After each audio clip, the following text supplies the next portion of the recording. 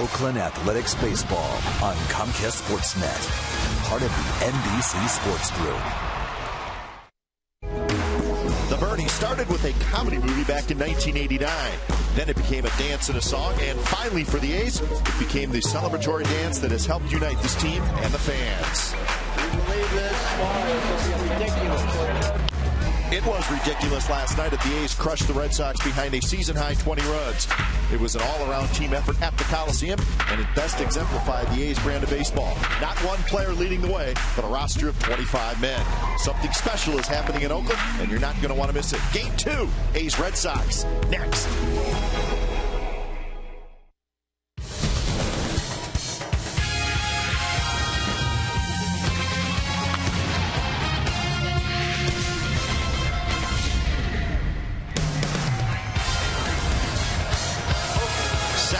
Baseball coming up from the BO.CO Coliseum. The A's are playing great, and they're having fun, and we're going to have fun tonight. We're going to celebrate Bernie. That's right.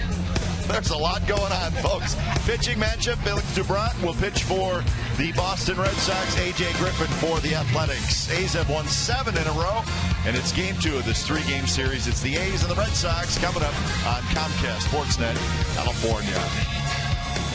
Hey again, everybody. Welcome to Oakland A's Baseball, along with my broadcast partner, Ray Fosse. I'm Glenn Kuiper. Well, the big story last night, the A's scored 20 runs, but really, Ray, the offense started really St. Petersburg, maybe the second game of that series, and it just carried on through the road trip. Exactly. They lost the first game. Hard to believe that they've won 7 straight since that first loss in St. Petersburg, but they have been swinging the bat. Johnny Gomes, a home run in St. Pete, and of course, Chris Carter. They went on to Cleveland, kept hitting the home runs, and then culminated last night. But this ball club doing the things to win ball games. If they need a big home run to win a game, they're doing that. And how about last night? 5 home runs hit by the Athletics, and Brandon Moss went second deck here at the Coliseum. So they're swinging the bat. They're doing everything right. Oh, by the way, Josh Reddick, his first career Grand Slam, into the Bernie group in right field. So he was very happy about that. But a lot of excitement here at the Coliseum, and they hope it continues tonight. So that's the offensive side of the story. Pitching tonight, A.J. Griffin back in the rotation. He's healthy, so he's going to be in there for the pennant race. 7 starts in which he went at least 6 innings, allowed fewer than 3 runs in those 7. Then he went on to disable it, so he rejoins the ball club tonight. He's excited to be back. He wants to be a real good part of this month of September drive and try to help this club get into postseason play. So again, the A's have won 7 in a row. The Red Sox have lost 4 in a row. 2 teams clearly going in opposite directions. A's will try to make it 8 in a row. We'll have lineups at first pitch when we come back to the Coliseum on what should be a very interesting and fun night at the ballpark.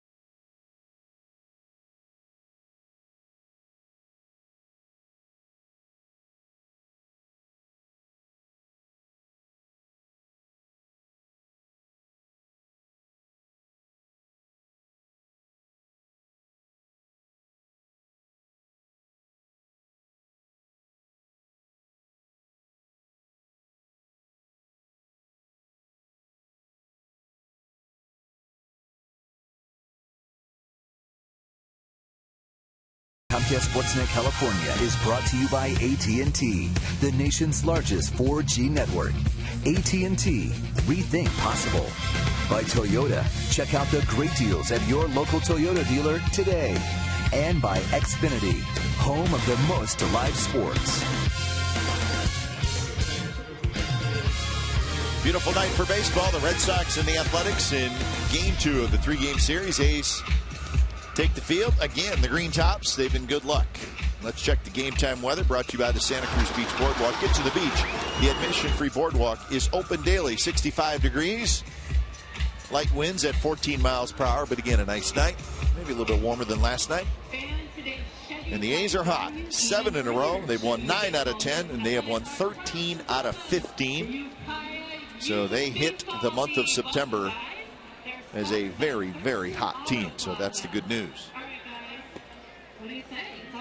Bobby Valentine's lineup tonight looks like this. Kobe Ellsbury is in the leadoff spot tonight. Then Pedroia. Podsednik is in left. He'll hit third. Cody Ross in right. James Loney at first. Salt Talamaki is the catcher. Mike Aviles at short. Brian Lavarnway is the designated hitter. And Pedro Siriaco at third base. A.J. Griffin returning from the disabled list. He's very happy that the month of September is here so he can start tonight for the Athletics off the disabled list with a strained right shoulder. He was great for 7 starts before going on the DL. At least 6 innings per start. 3 or fewer runs in those 7, so he wants to continue that tonight, and his first start back from the DL.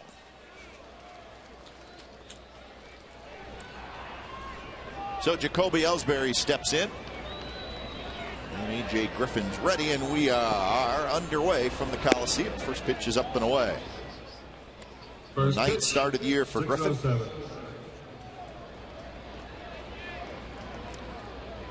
Pitched well against the Red Sox, a no decision in his 1 start. Great thing about him, since he joined the club, he works quickly.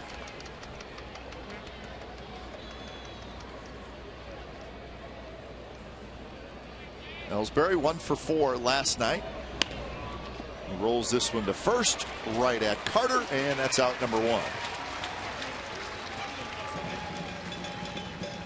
Here's the A's defense tonight.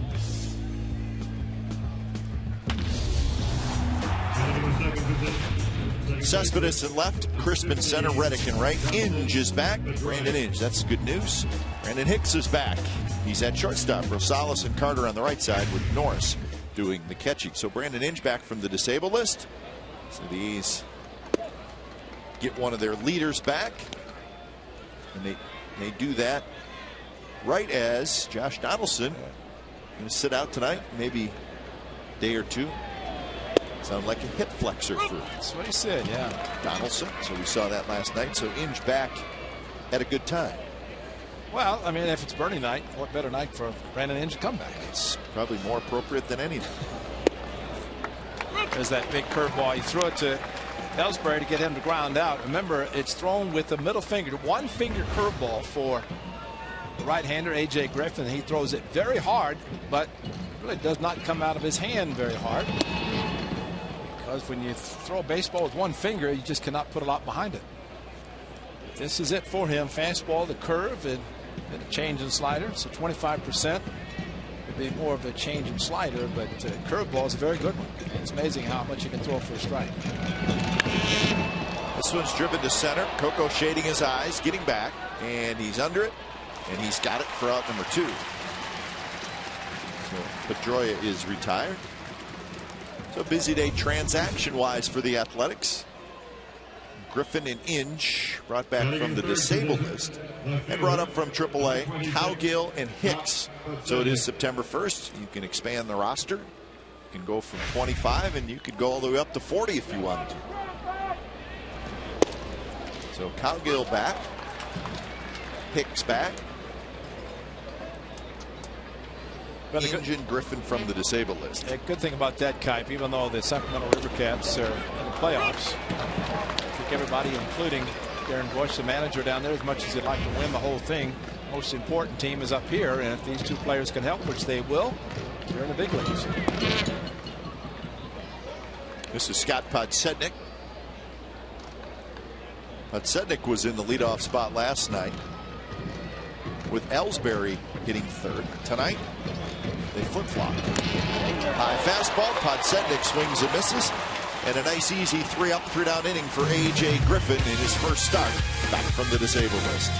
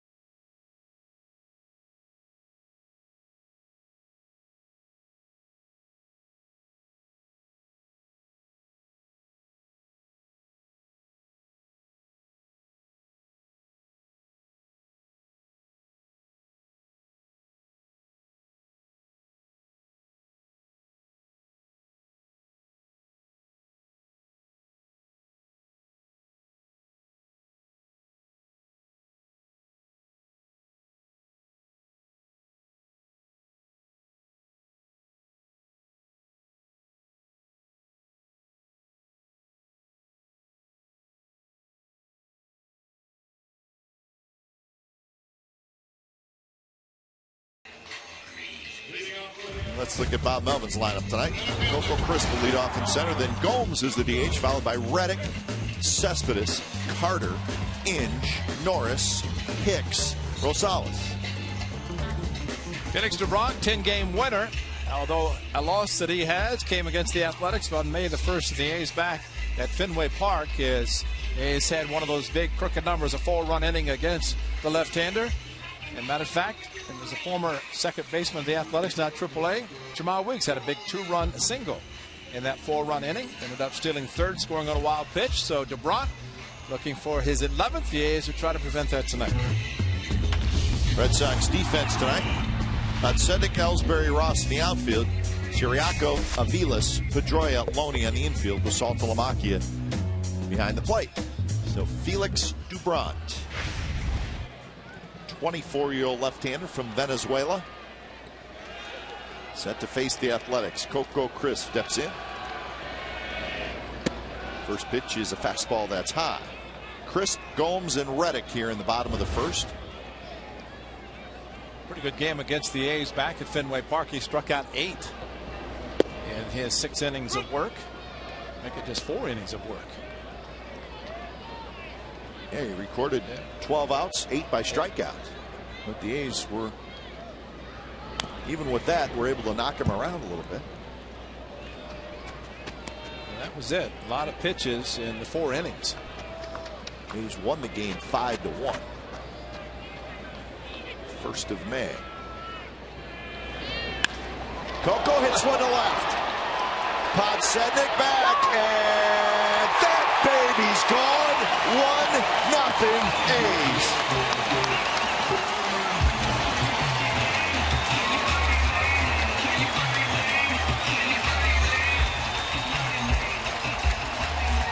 The feeling we may get a good Bernie in the dugout. I was going to say maybe a whole bunch of Bernies in there tonight. They're doing it in the stands. Coco gets double figures in home runs and takes a 91-mile-an-hour fastball that they try to sneak by him, and Inger's waiting for him. And one of those extra guys, Colin Cowgill, right there at the forefront, and he's happy to be back, and Coco Crisp welcomes him back.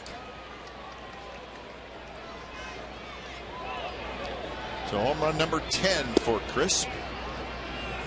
So the A's have now hit 10 home runs in their last 3 games, and they still got 9 more innings here. 10 home runs, 4 on Thursday, 5 last night, and 1 tonight. And shall we say another former Red Sox player, because 3 of them did it last night. Coco played for the Red Sox also, and he gets a home run leading off the game tonight. Qatar's his first ever multi-home run game, first grand slam for Josh Reddick. Of course, Brandon Moss, his second deck shot, 13 runs driven in by the 3 guys last night, and Coco joins the crowd tonight. 2-2 now to Johnny Gomes. 15 home runs, 39 runs batted in for Gomes. He had a good night last night. Couple of hits, couple of RBIs, couple of runs scored. He also walked. And Gomes swings at that big overhand curve and misses. So that's a strikeout, 1 out. Here it is, the leadoff home run. Fastball, tried to get it in, stayed belt high, and Coco Crisp just very quick with the swing, and he knew it. He's got the power from both sides. He hit the 2 in Toronto from the left side. 10 home runs, and when you go back to the start that he had, the start that Coco had was not that great. He was injured, and he's right now starting tonight's game 255, now 10 home runs. Here's Josh Reddick.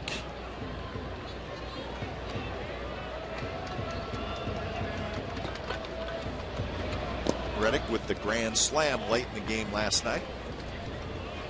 He broke his bat on that. Did he? And he said, "Did you guys call the pitch?" And he did the fan. I said, "Yeah, of course.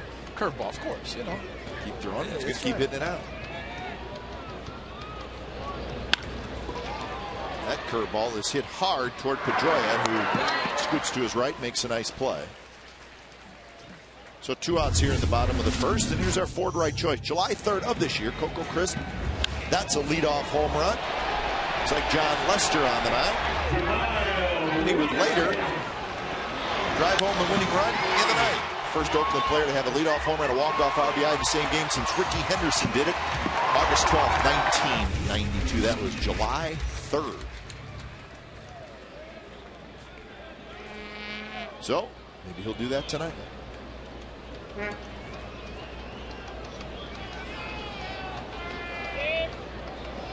So Cespedes steps in against Felix Dubron. Fastball first strike. 302 with 16 home runs, 63 runs batted in for Cespedes. Couple of hits last night. He scored 3 runs. He was also hit by a pitch. Cody Ross headed into foul territory, and Ross had it in his glove, and it popped out. So he got there. Did not have a whole lot of room before he hit the wall, but he got a pretty good glove on it, and it just popped out. Well, really slicing hard away from Ross in right field, and it's amazing as he got there, knew the wall was approaching, and that's why he started to brace himself as the ball hit his glove. And there is, you can see the white line, and it's almost right up against. But he decided to cut down very quickly, and fortunately for Cespedes, he gets another opportunity. Bounces this one left side. Nice play by Siriaco. Throws, and they just get Cespedes side retired. Leadoff home run by Coco Crisp, his 10th of the year. So the A's lead 1-0 after 1.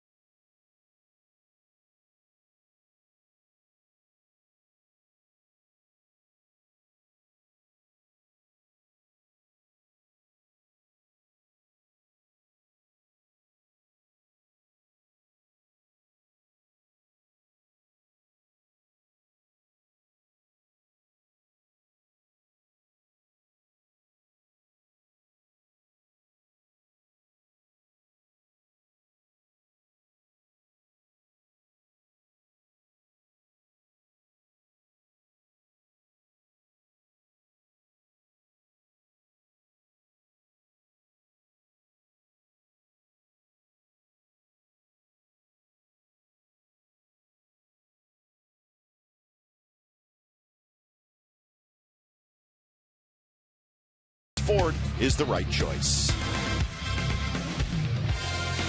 Coco Crisp with a home run. 1-0 Athletics. A.J. Griffin goes to work against Ross, Loney, and Saltalamacchia. Coco and Son in center field. He caught the ball off the bat of Pedroia fighting the Sun, but he also let Cespedes know in left field that he's okay. And as the Sun sets it's more towards right field, doesn't really affect the center fielder that much, even though he's in the sun. No sunglasses needed, but that's Josh Reddick. Reddick will have it for a little while, right field.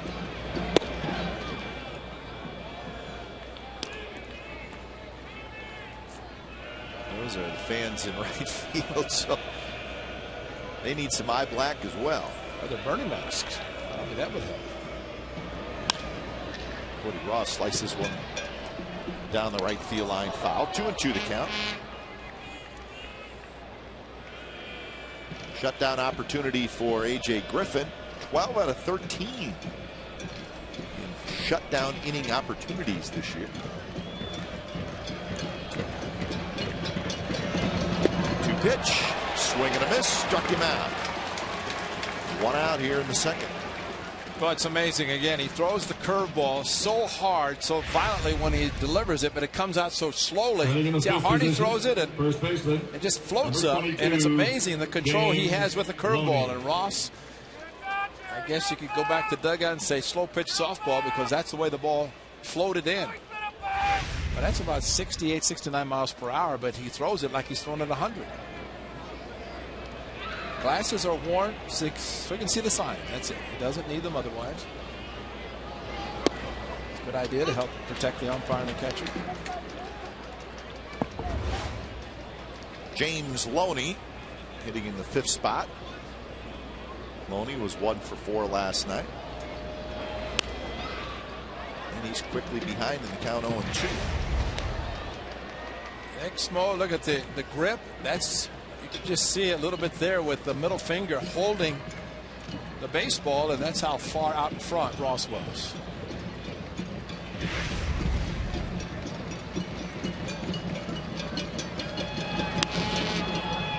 Loney stays alive, fouls it up over the Athletics dugout. Exmo brought to you by Cache Creek Casino Resort.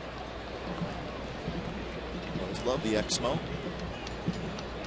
See, you could not tell how far Cody Ross missed that pitch by until we showed it in Exmo. That one lined into the glove of Brandon Hicks, and that's out number 2.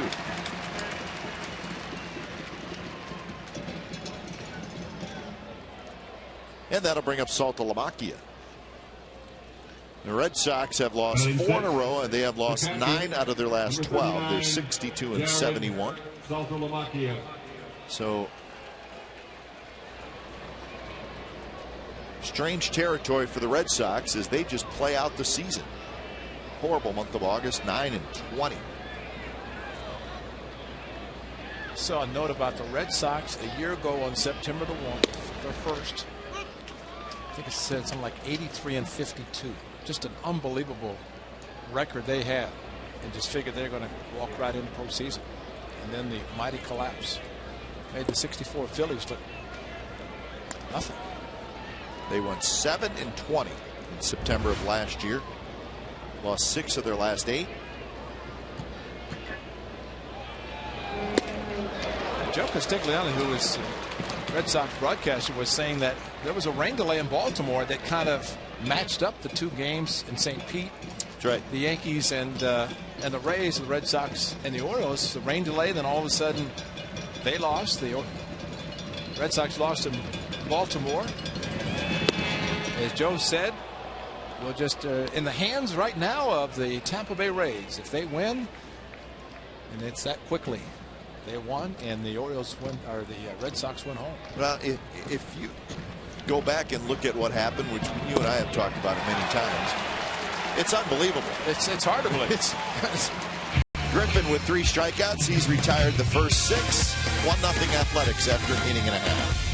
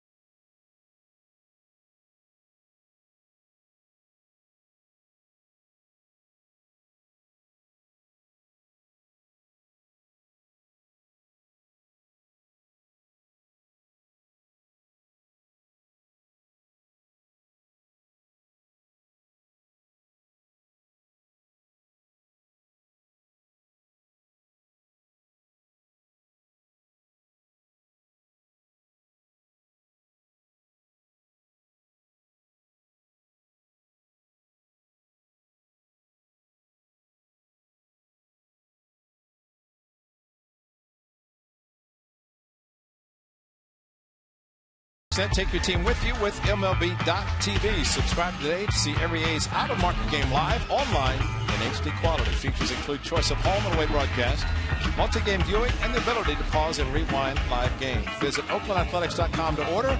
MLB.tv, baseball everywhere.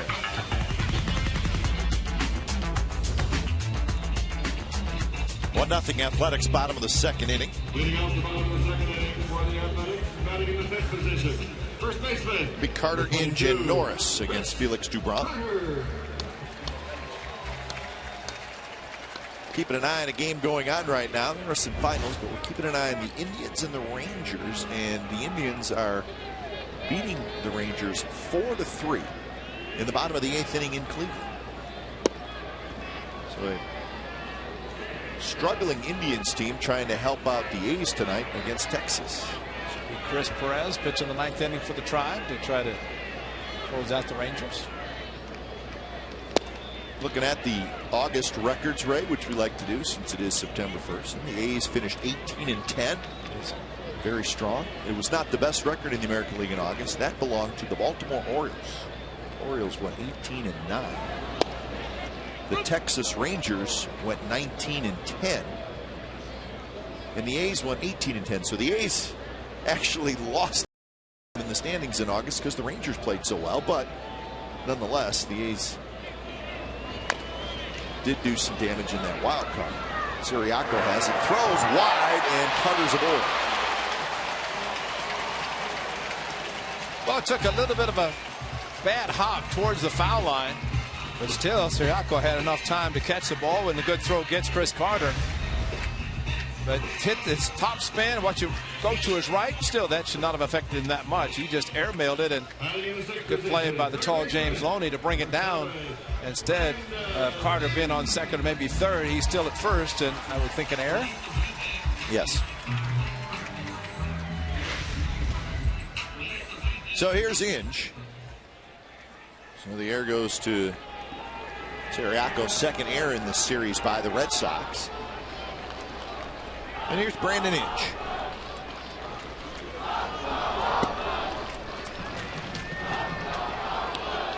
So the breakdown of the A's by month, of course, July off the charts, but August, and Ray, you talked about it on the A-Team last night. You win 37 games in back-to-back months. That's a lot. Because a lot of times a team will have a great month, and it's hard to get anywhere close to doing it again, and the A's almost did. To sustain that is, well, it's remarkable. The A's did win one game fewer than they did in July. It's the All-Star break in July for 4 days.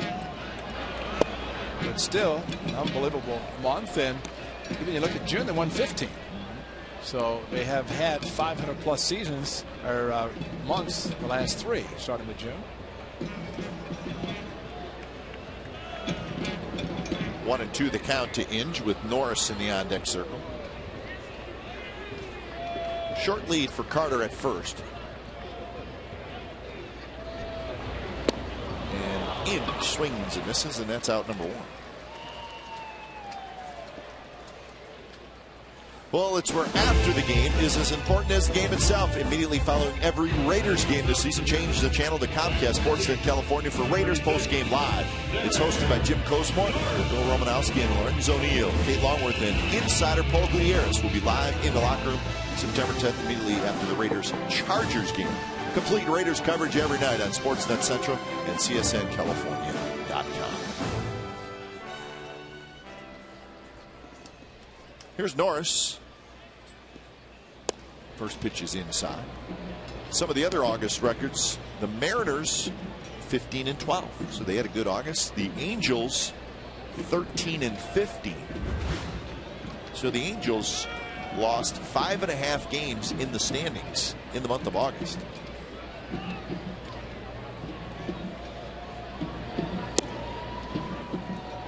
As we said, the Orioles the best August record in the American League. Rays 17-11. The Royals 17-11.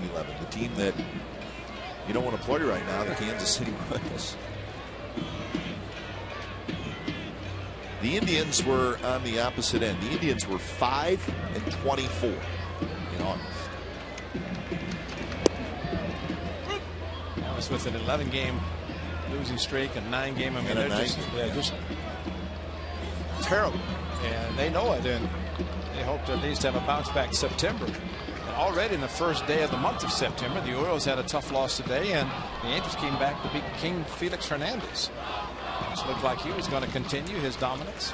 That one bounced foul, and so the Angels starting to make some noise. They've won 5 in a row after their win today. Red Sox, on the other hand, they were okay through June. But once August hit, but you know, it just seems like there's been controversy circling above this team the whole year. Yeah. Well, there has been. and you're right. It doesn't seem like it. There has been. And a lot of it, I mean, let's face it, a lot of it surrounds the manager. Yeah. So it'll be interesting to see what happens there. Although usually when things go bad, the manager gets fired. In this case, a bunch of the players got traded. And the pitching coach was fired. Randy Neiman's the pitching coach. Bob McClure, longtime pitching coach for the Royals, went there.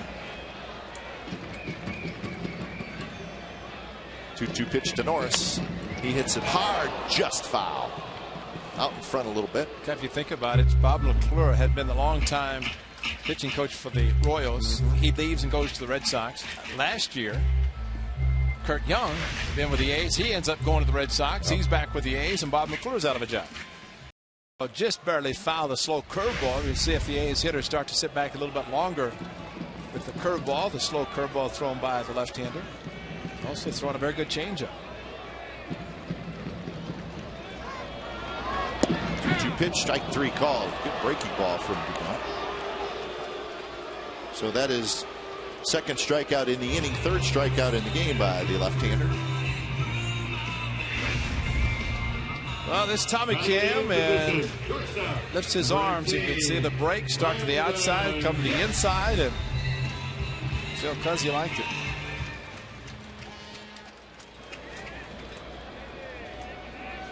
So here's Hicks, Brandon Hicks. But speaking about those pitching coaches, Ray, so 2010. I don't know who the pitching coach was in 2010, but the point is they had one. Kurt Young in 2011. Bob McClure in 2012. Was it John Farrell? John Farrell. That's right. He took over Toronto, yeah. Randy Neiman takes over. So that's 4 pitching coaches in 3 years. That's almost unheard of. Yeah. With the staff. And that's why this man, Kurt Young, has done such a great job. The A's, and very happy to have him back, having this pitching staff, which is outstanding. And Young and Kurt Young does a very good job with the young staff, veterans as well. There's one of them pitching tonight, A.J. Griffin.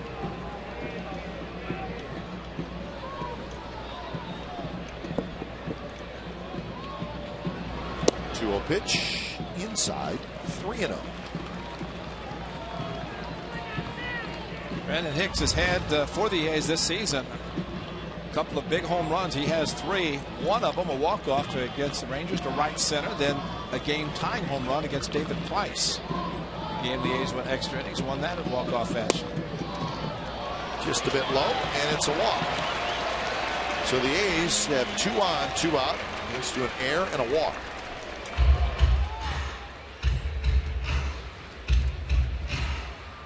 That'll bring up Adam Rosales. Well, Ray, we got a special treat coming up next half inning. Bernie's coming up. Terry Kaiser is the actor who played Bernie in the movies, and he has become a cult hero here at the Coliseum. I just wish he had put on a mustache, and it would be him. So it's him anyway. We get to talk with Terry Kaiser. He could have never imagined that he was going to be so popular at the O.Co Coliseum. And I'll venture to say that he'll come in with those exact glasses on, sunglasses. He's better. If he doesn't, we're going to tell him to go put them on. We're supposed to be getting a pair also. I want a pair. Yeah. The Bernie glasses. So you walk around with those on now in the East Bay, they'll know exactly what team you're cheering for. You don't even need to wear your green and gold goodies.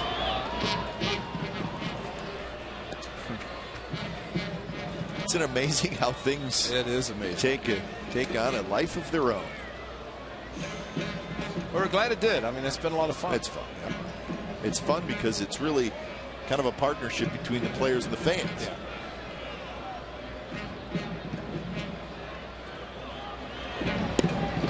Breaking ball, and Rosales chased it. So Adams behind in the count, 1-2. I don't know, maybe Twilight Kipe is affecting these hitters because a very slow curveball, sometimes it's tough to pick up the spin. And DeBrot is staying with the pitch, and a lot of times it is difficult when it's tough seeing to pick up the spin on the baseball. Good hitters will try to pick up the spin. And then there are others that say, let me just see the white baseball and swing at it. I don't care what it's doing, just make it straight.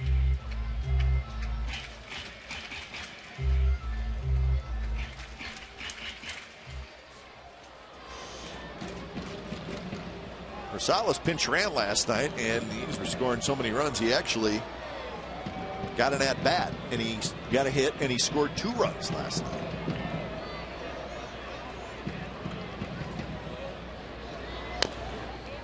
Rolls another one foul.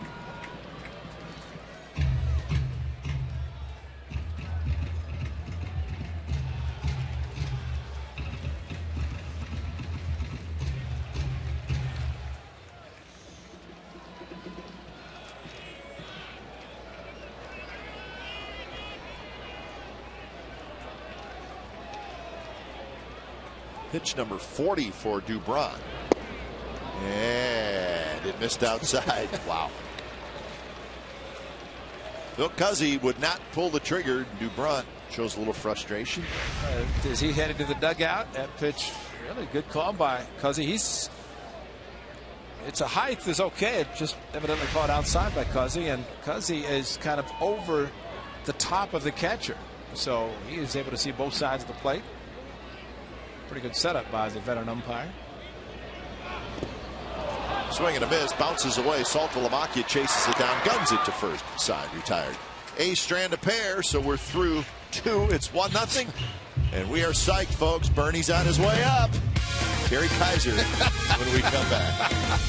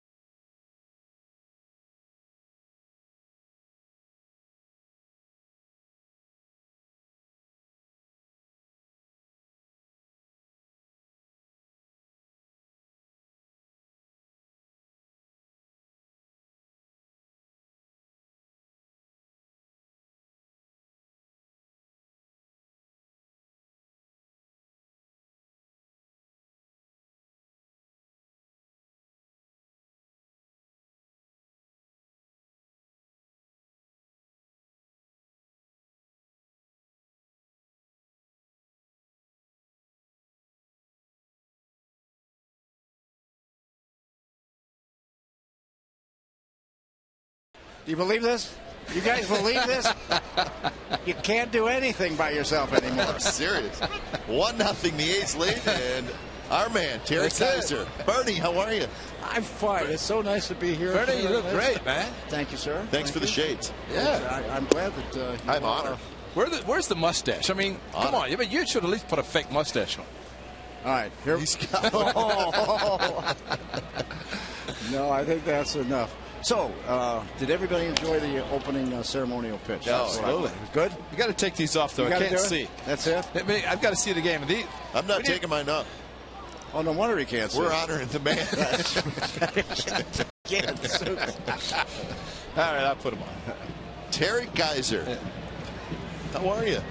I'm doing fine. It's so nice to share the Oakland A's with all of you. Well, you indeed have become a hero. So here's your first pitch. This is how the night got started for you. Oh, this is him.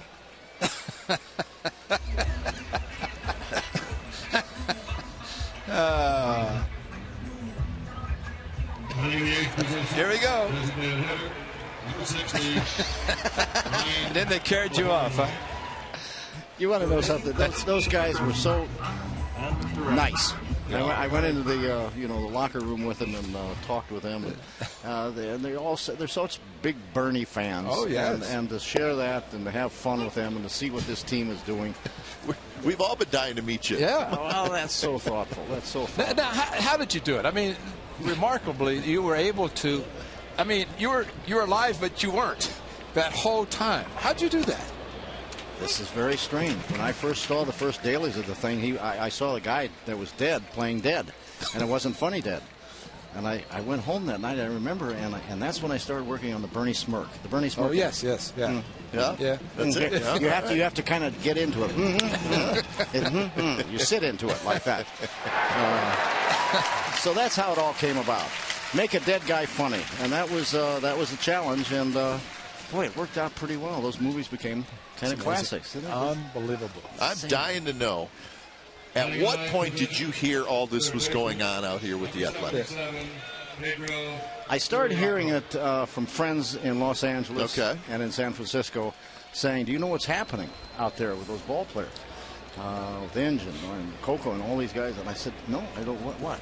So now I started getting all the Bernie links and stuff like this. And we all know that, I mean, that weekend at Bernie's, there's 17 million hits on YouTube with that thing. And that's why I want to, that we might be. Yeah, weekend at Bernie's 3. Okay, Bernie does extreme sports. Okay. The script is written. The script is written. So friends started to tell you, hey, something's going on here. You need to get involved. That was it. And then all of a sudden I get this phone call. Well, we're going to show something right here. This is Look the at outfield. this. You're everywhere. In the outfield. I mean, Isn't that wonderful? oh, and then Josh Reddick, of course. Then Josh. See, this is one of the best. And then Coco, watch him in the outfield. Brandon Hinge, while they're playing defense, they're doing the Bernie on defense. Hinge with a long throw. It's got out by Carter. Attaboy. Terry, stick around. We got a lot more to talk about. I'm happy. Lou Wolf to would love you. You're up here cheering. This is great. Oh, here we go. Here we go. I said, make sure you jump in.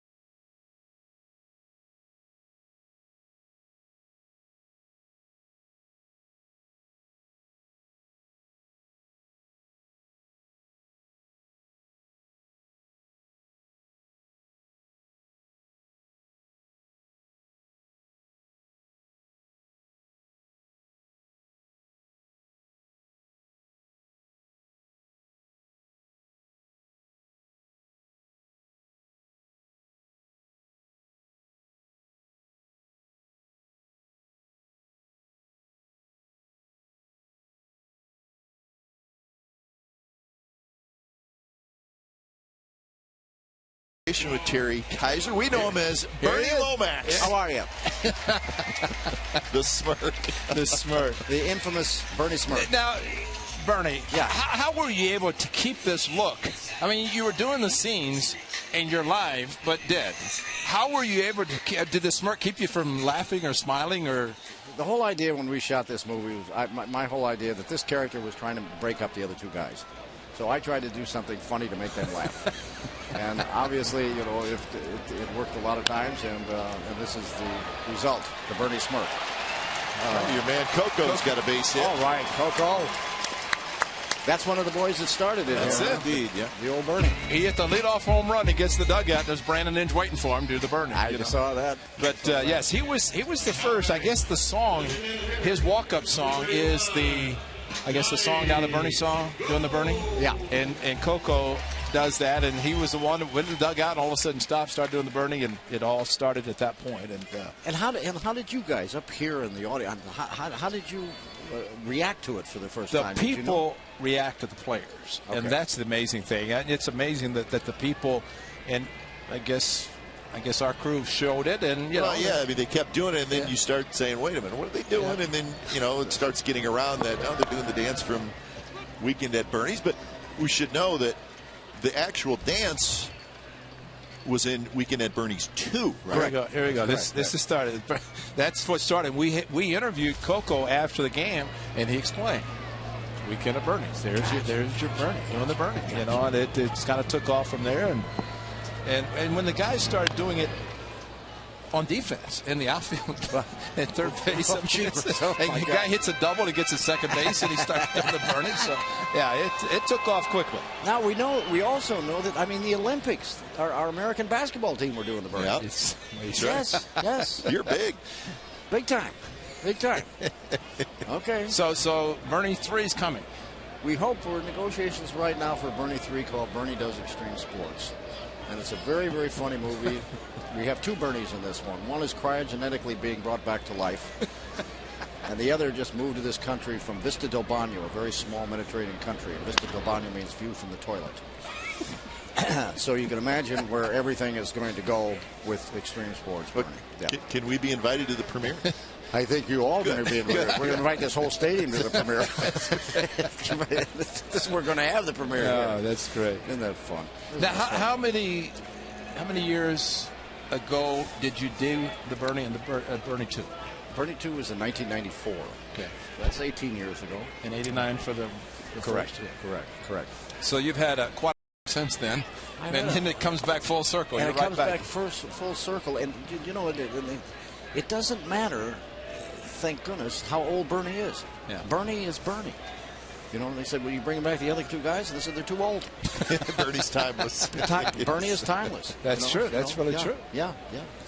Bernie is totally timeless. Well, you get a little makeup artist, and you can get back there. I understand. I mean, Bernie is cool. There's no doubt about it. I mean, he gives 110% nothing. He never gets in his own way. That's why he's a big hit with all the athletes and stuff like that. You know, they dream of that. And one of the big things is that Bernie doesn't get hurt. He feels no pain. And you ask any athlete out here how big a deal that is. Okay? They're envious of you. Very envious. Very envious. Maybe the most pain you had was the original shot, right? That did you away. That was it. And original shot, and the rest of it's history. Yeah. I mean, it's amazing, the skiing and all the things that you were doing. I broke 3 ribs during the movie, and I jammed the 3rd vertebrae in my neck. It caused violent dizziness. It was a tough movie to make. When you're dead, you fall dead. You know, when you get shot, you can at least catch yourself or something. Come on, baby. Johnny Gomes, right on the line. That's a fair ball. All right, come on. Chris. They're going to wave him Come home. on, let's go. Slide it, baby. No. So Coco was running all the way, and a pretty nice relay by the Red Sox. A very good relay. Yes, very good, because otherwise Johnny Gomes goes down and gets the breaking ball, hooks it down the corner. Would not go foul, but it was hit so hard. But Sednick got it back to Siriaco, and the perfect throw had Coco by plenty. And of course, when that happens, well, maybe that was Aviles, but plenty of time for the play to be made. And when it's the first out, that's the aggressiveness of Mike Gallego and with the speed of Coco Chris, but it took the 2 perfect throws, and that's exactly what the Red Sox got. Wow. Wow, very nice. Very nice. But Terry, we looked at your resume. I mean, you did a lot more than just a couple Bernie movies. Fall Guy, Magnum P.I., Night Court, Three's Company, Chips. These are all great shows. Come on. It's so funny. It's so funny because I've been on Broadway. I've done many Broadway shows. I've won awards on Broadway for theater. And what do I get busted for all over the world? A movie where you didn't say anything. And I just say one thing and I'm dead with a smirk. Give me a break. What is that all about? But that takes a lot of talent to do what you did. I mean, to play a dead man. I mean, it's funny, and I thank you for that. I mean, seriously, because of the humor in it. I'm sitting there watching. You got to break up. I mean, were there takes that you had to go over because you were serious the whole time? All the time. And so you never had to retake something? No, we did retake all the time because I kept breaking them up. So it wasn't you, it was them. It was the other guys. Definitely the other guys. It is. That's in your kind comments about the idea of playing a dead person, but it was difficult. I'm sure. And yet so much fun, and obviously we see the results. And I've chosen the craft that I happen to be good at, but I love too. Yeah. Just like you guys doing this. I mean, this is a good deal. This is a good deal. We've all got a good deal going here. I remember the first time I saw the movie. Yep. Because you watch the beginning and you're like, okay, all right, not a lot going on. And then you start to realize what's going on, and then you're hooked. Yeah. And now you're like, well, how is this going to end? They're going to drag this guy around the whole movie, and they do. And they do. They're not going to ruin the weekend. Just no. I got the whole thing right. The weekend was planned. This is what? And you know what it is? It's physical comedy. And physical comedy is always funny. It's always funny. There it is. You've got it. See? Yeah.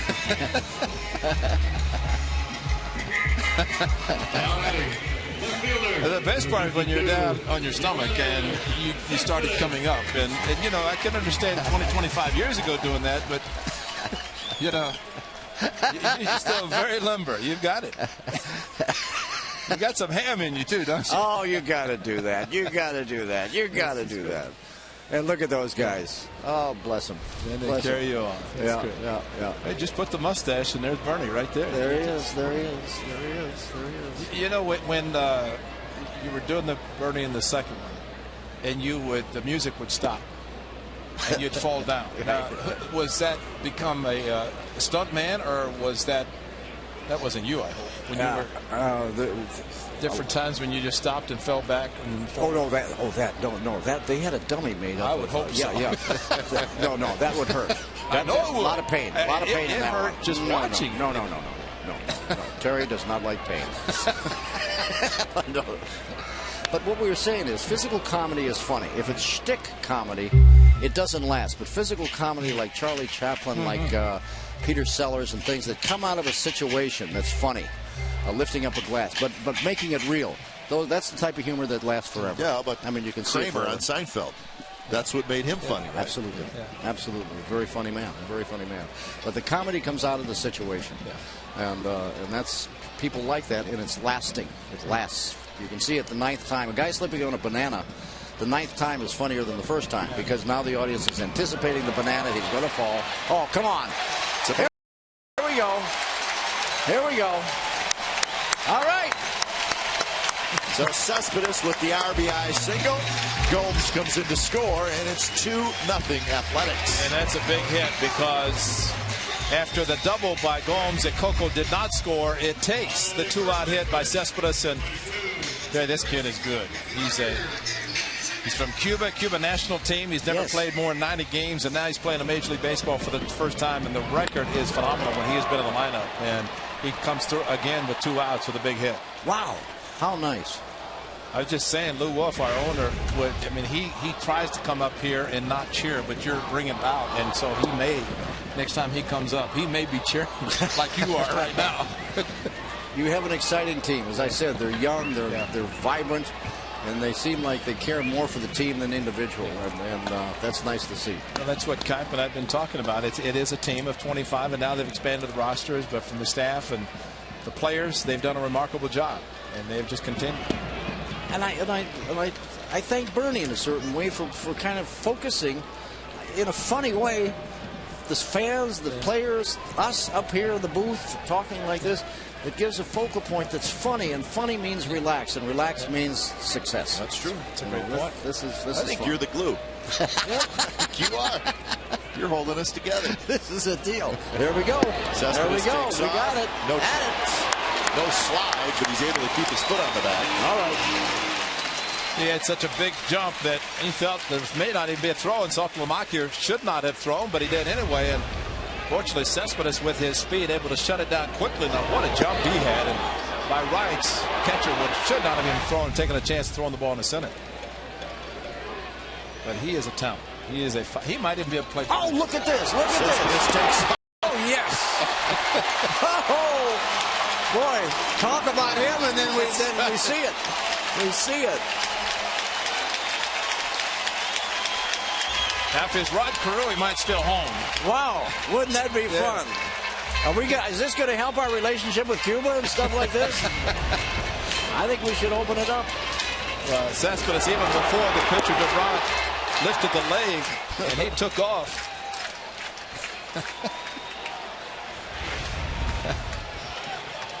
So back-to-back steals for Cespedes. The count is 3-1 to Carter.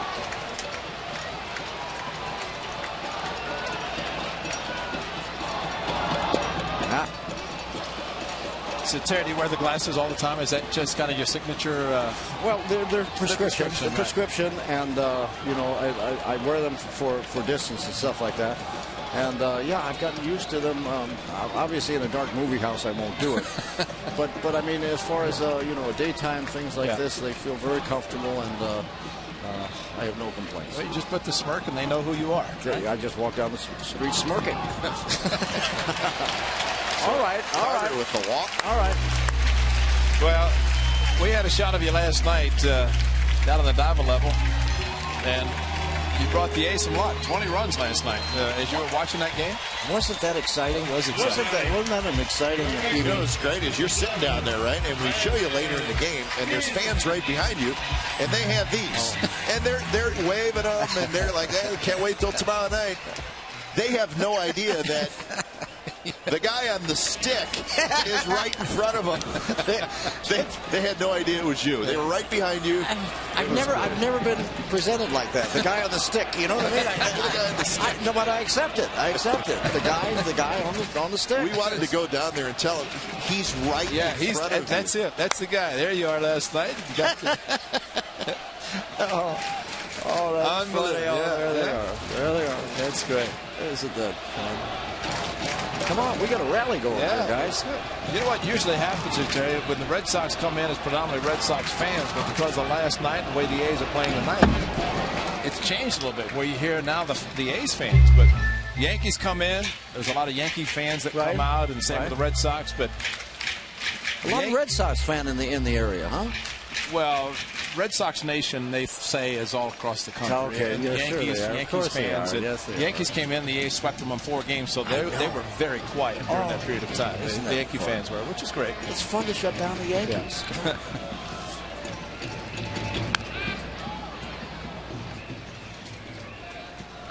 1-2 now to Brandon Inge. We look forward to the sequel, the 3. That would be fun. Keep your fingers crossed on that one, because, as I said, it's formally being presented right now.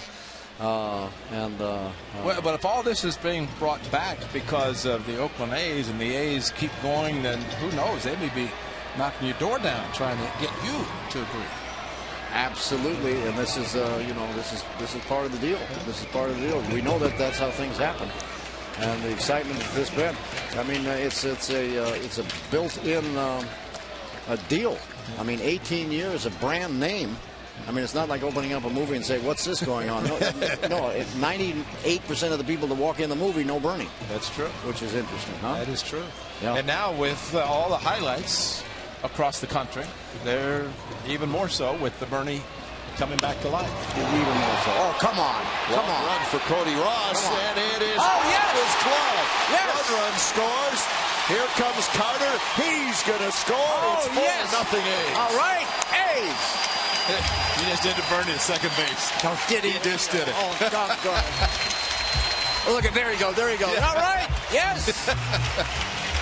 And there's a song on Diamond Vision.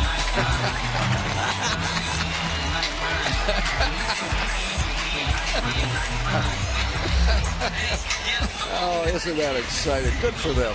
Well, Brandon is just off the disabled list himself, Terry, and he comes out. They're checking on Ross in right field, but Brandon Inge is so strong. On the DL, he comes back. This is his first game, and boy, Ross hit it hard. The wall had the ball maybe just barely off the heel of his glove and bounced out, but he hit the wall hard. And then it's Bernie. Here they go from the dugout. Oh, look at this.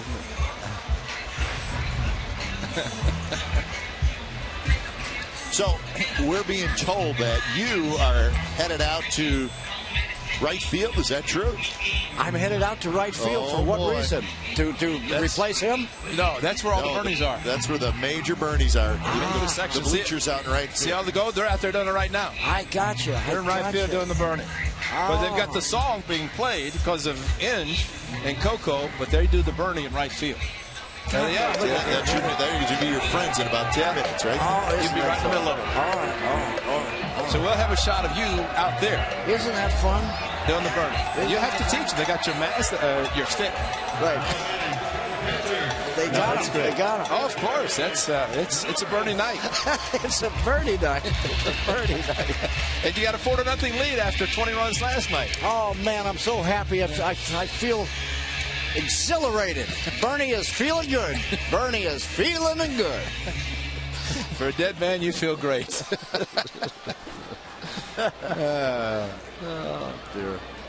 So here's Norris. 3 runs have scored. They've all scored with 2 outs. Yeah, I thought it was great. You were in the clubhouse and a lot of the staff, and you were signing autographs, taking pictures. Everybody was thrilled, and everybody knew what the night was all about. And when you showed up, you made their night. So it was a credit to you for taking the time to go down on the field and go in the clubhouse. And they were playing the Bernie song in the clubhouse. They've got all their music they play anyway, so they turned it up loud. Well, let me say something about that too. It was a thrill for me. Great. It was a thrill for me to meet these young athletes, these young men at the beginning of a wonderful career and stuff like this, and they opened up to me and made me feel quite at home. And I mean, 3 guys while I was throwing the ceremonial pitch, and I get to jump in their arms. I mean, how many? Come on. Barack Obama can't even do that. You know what I mean? So no, they was very special. They all signed a bat for me. That's great. Yeah, I mean that's really thoughtful. That's very, very thoughtful. Well, you could put that video on your resume. I'm going to put that video on my resume and probably use it in my bathroom someplace. I don't know where I'm going to use that video. What was it? You said there's 2 Bernies that are coming back. What's the one from where? Vista del Baño. Vista del Baño. Yeah, view from the toilet. Little small Mediterranean, island back there. And he just come to America because he's trying to raise money to bring indoor plumbing to his, his village. So we're working on a very straight. Yeah. We don't want funny. Vista del Baño. That's a good one. Isn't that wonderful? So if your team's in last place, you drop that one, right? All right. And the cryogenetically being brought back to life, do you know what the name of the country is? No. Stiffenreisen. All right? Come on, guys. Hey, ho, here we go. Yes, sir. That's great. No, it's fun. It's fun. Well, we can't wait to see you in right field. Those guys, the crew in right field is going to be great. All right. It's like Yankee Stadium. They have the roll call from Yankee Stadium. They're going to have the Bernie in right field at the Coliseum. There's another one. Oh, yes. Oh, come on, baby. Come on. Inge will score. Now Norris is going to have to hustle back. Attaboy. Safe. Attaboy.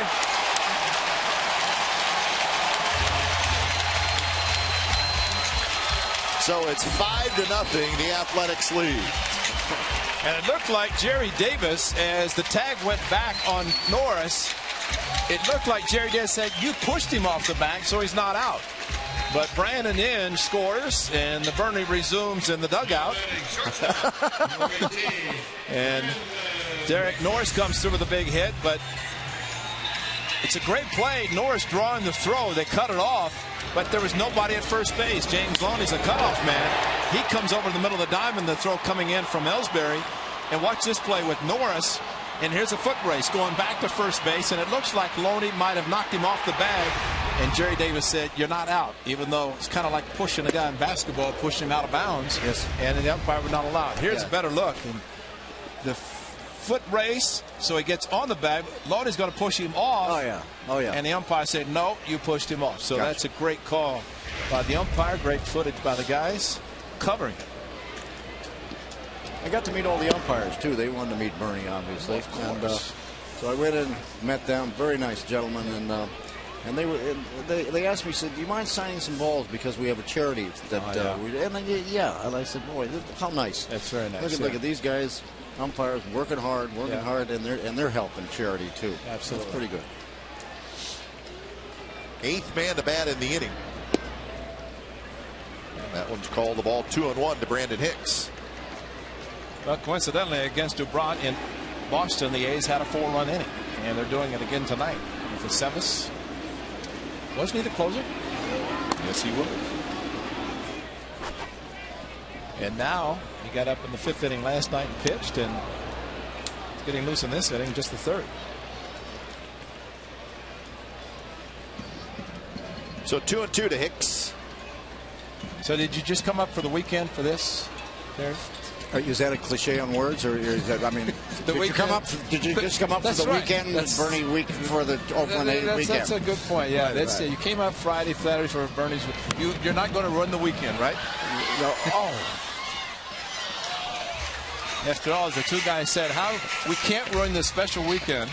So, you know how this all worked out is I'm doing a movie down in Louisiana.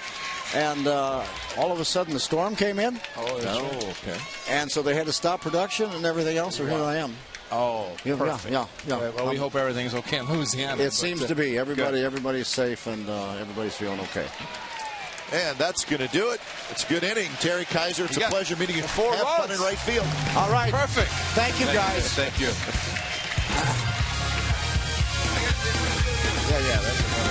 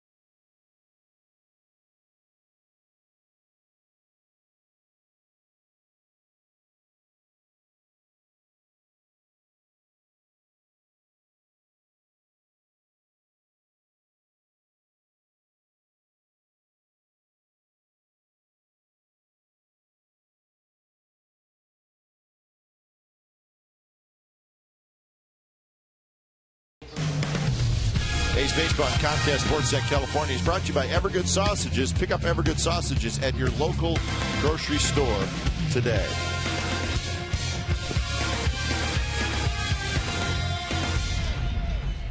So 5-0, the A's with a 4 spot in the bottom of the third. A couple big 2-out hits. Now Brandon Inge has come out of the game. So if we hear exactly why, we will pass it on as soon as we do hear the reason why. So Rosales slides over to third base. And Cliff Pennington comes in the game at second base. So Inge is out. So Pennington will hit in the 6th spot. That Inge's spot. That is Inge's spot. So again, we'll pass on the information on Inge as to why he came out of the game when we hear. We got a huge hit. As it turned out, Dakota Ross got hurt, at least banging into the wall in right field, a padded wall. Hit it hard after attempting to make the play.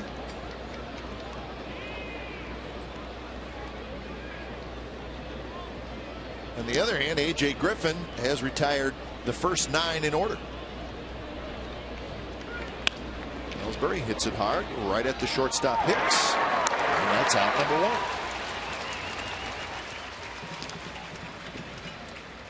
So 10 in a row retired by Griffin. Now batting, number 15, Dustin Pedroia. Well, that was fun talking with Terry Kaiser. It's amazing how, I mean, you see him and all these years later and just put the mustache on him. You look great in the glasses, Mike. Thank you. I couldn't see. I have no idea what happened in that last inning. That's why I had to take mine off, because it's tough to do the scorebook. Could not see a thing. When I heard the crack of the bat, I just slid them down on my nose. So that's good. Best way to handle it. That's all right. Pedroia rips one towards Cespedes, who's there, and that's out number 2. It's amazing in that inning, Kai, how first 2 batters, and Coco's thrown out at the plate, and so close for DeBron to get out of the inning without giving up a run.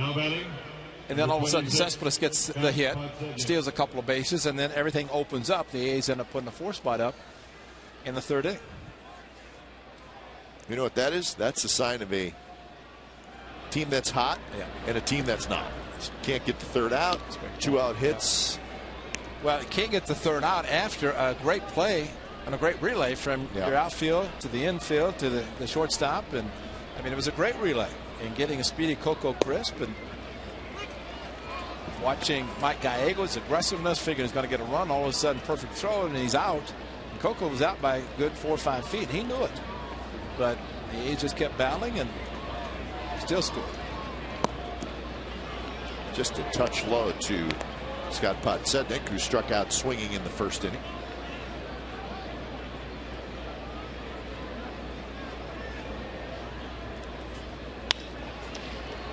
Carter backhands, underhand, side retired. 12 up, 12 down for A.J. Griffin. We're going to the bottom of the 4th. 5-0 Athletics.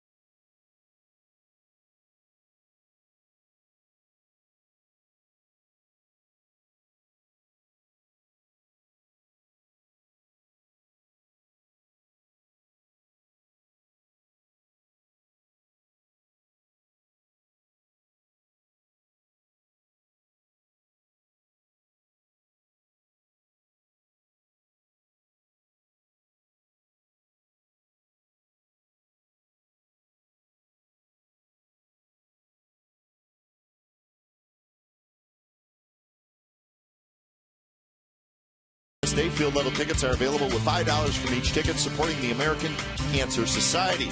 10,000 fans will receive an A's Pink and White umbrella. It's presented by Altabates, Comerica Bank, the Bay Area News Group, Good Neighbor Pharmacy, State Roofing Systems, Ross Dress for Less, and Nelson Staffing. For more information, go to oaklandathletics.com/BCA. 5-0, the A's lead the Boston Red Sox, bottom of the 4th inning. And when it's time for change, think Speedy Oil Change and Tune-Up, your oil change, tune-up, and smog experts. Alfredo Aceves comes in. He pitched an inning last night, 23 pitches, gave up a couple of runs. So right back to the bullpen for Bobby Valentine here in Game 2 of the series. And that one's lined to Podsednik, so Adam Rosales hit it right on the nose. But there's nothing to show for it. And that'll bring up Coco Crisp, who's got 2 hits and 2 at-bats, including a home run, a leadoff homer. Now batting center fielder, number 4, Coco Crisp.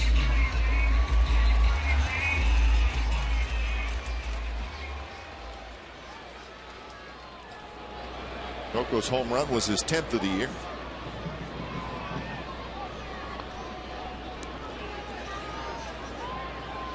.77 pitches for LeBron. It's amazing. It was up there, but I didn't know that many. And that's what really hurts a team in a bullpen, because 3 innings, guy throws average 25 pitches an inning, got to come out of the game, and then you have another 5 or 6 innings for the bullpen that's already depleted in there.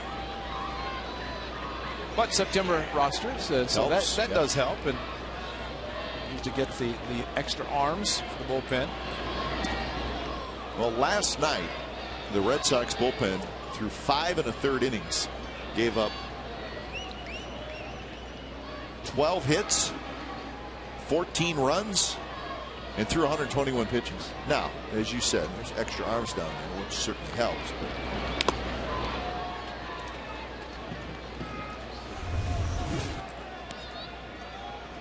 Coco Crisp joins the group with 10 or more home runs. 8 players now on that list. Well, that's you're talking about the team. It is team, and that's what they have done as a team. And they just have a lot of confidence, and they come to the park. And that's a great feeling to have. The best feeling to have is that you're not even playing baseball. You're just out here, and all of a sudden the game is over, the season's over, and you say, where did they go? Can't wait to come to the park. And you see how so many guys are out here so early. Just can't wait to come out.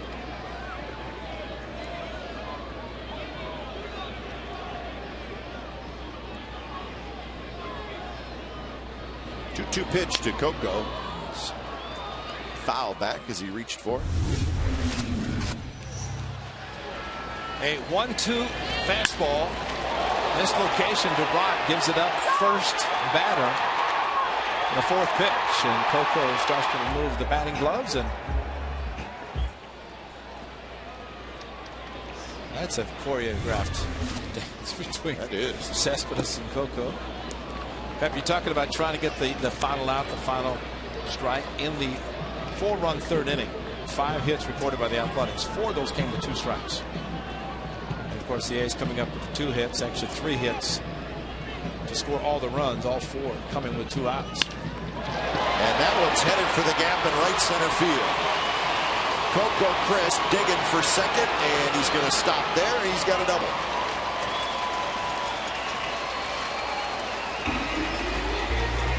Seventh hit for the Athletics. Maybe that's one he should have gone for 3, because now he's the triple away from Vince Cotronio's favorite part of the game, the cycle. But no strike, a couple of strikes. Coco looked like he was thinking 3 as soon as he hit it, started running, and then saw Ellsbury come up with it, decided to shut it down. But it was headed towards the gap, and Ellsbury cutting it off right at the wall. If it goes to the wall, Coco probably goes for 3. 3 at-bats and 4 innings for Coco. And here's Johnny Gomes. Strikeout, a double, and a run score. He hit the ball that Coco got thrown out at home plate.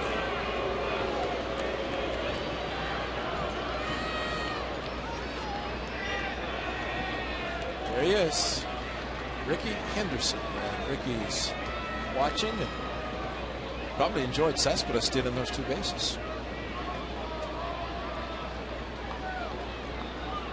Another pickoff at second. That's right. Delaire leadoff home run for Coco and a couple of stolen bases by Cespedes. So all of Ricky Henderson leadoff home runs and stolen bases. Of course, when Ricky got on first, it was like a triple anyway, because he could find a way to get into second, steal second and third. Scored the most runs, stole the most bases.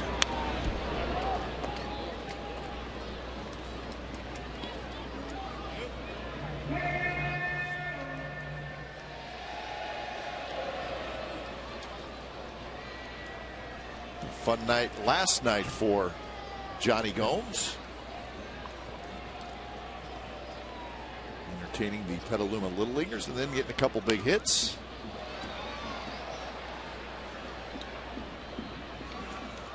A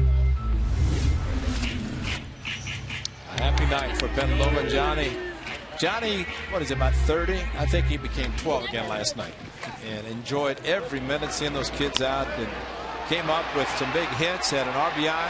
Actually drove in a couple of runs.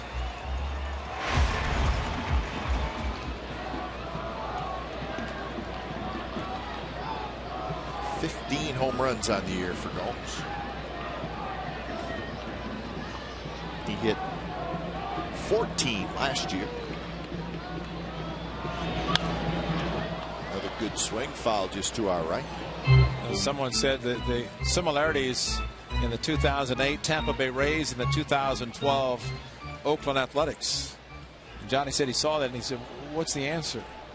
The answer is Johnny Gomes. Johnny believed that team could win, and he believes this team could win. They won in 08, just missed out, completed. Trying to do the same in 2012 here with the Athletics. He's a big part of it.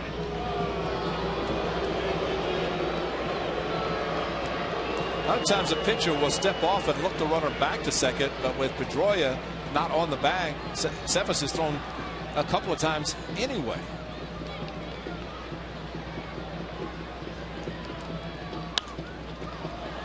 This one is going to be playable. Foul territory. Cephas, the pitcher, what the heck is he doing there? Wow. The catcher's there. The first baseman, Loney's there.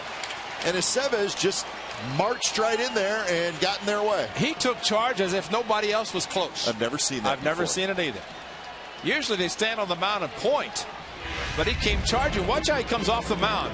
This ball's high enough, and he's coming off, and there's no such thing as, I got it, you know, he's going to take it. He just completely came in, and Johnny Gomes thinking, oh, I'm out, and really a collision between the catcher, who should have caught the ball and was ready to catch it, and then Satalamaki kind of backed off. He's taller than Aceves. But very, very strange play and unnecessary from the Red Sox standpoint. Another one. Satalamaki is going to take this one all by himself. So Gomes got a second chance but could not do anything with it. So that's out number 2. Don't you think, Ray, a play like that? You tell me if I'm wrong, but if you're a Red Sox player out in the field, you're not going to say anything, but you're going to be going, what the heck are you doing? Yeah. Well, they might say something. They should say something, because, you know, pitchers do a great job with their other guys around to make the plays. And, you know, there's zero joke that pitchers aren't athletes. They are athletes. Sure. They're very good athletes. But it's one thing to run over if there's nobody close. But when you have a ball that's high enough that you have a first baseman and a catcher underneath it. Coco runs. And you come running over, charging like a bull, thinking that you're the only one that has a play, and then that's not right. So Coco crisp with the stolen base. He now has 30 on the year.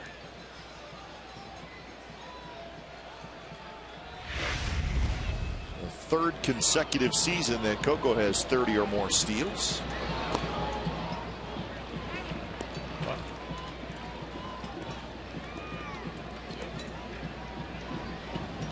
Fourth player in Oakland history to do that.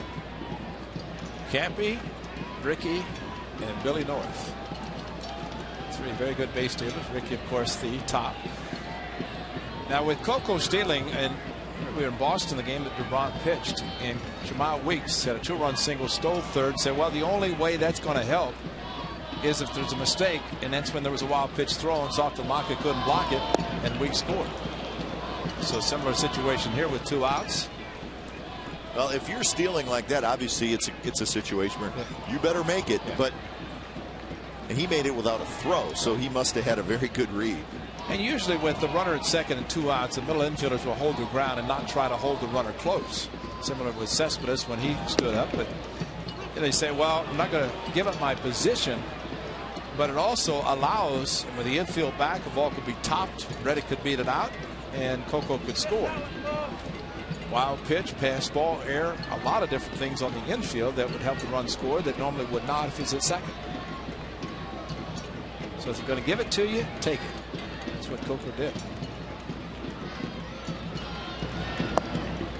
Just missed a little bit low. Last year, Coco Crisp had 49 steals. The year before that, he had 32.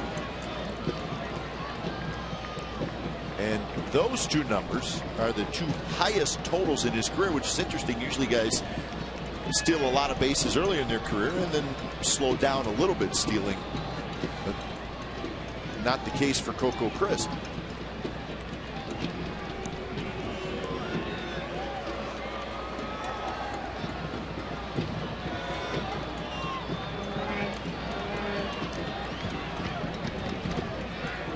Three-two pitch to Reddick. Pop-up foul.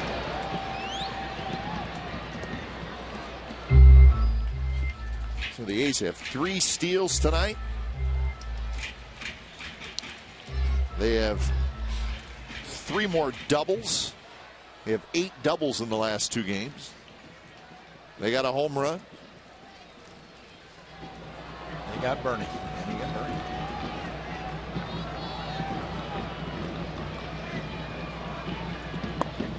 Reddick checks his swing. No swing, and it's a walk.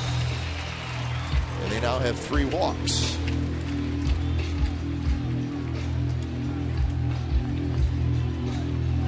So first and third, 2 outs for Cespedes. Left fielder, number 52, Cespedes.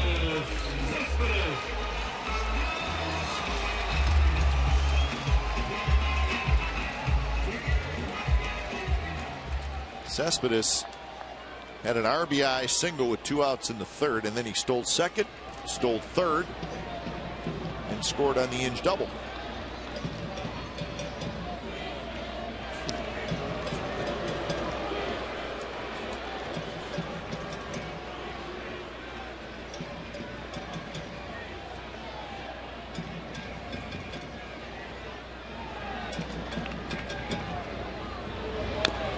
Big swing by Cespedes. And Cespedes 2 steals. The one a second, he didn't even have to slide. And the one at third, there was no throw. Just afraid going into second base, standing up, that he'd step on the bag and slip off. And still better to slide. Absolutely.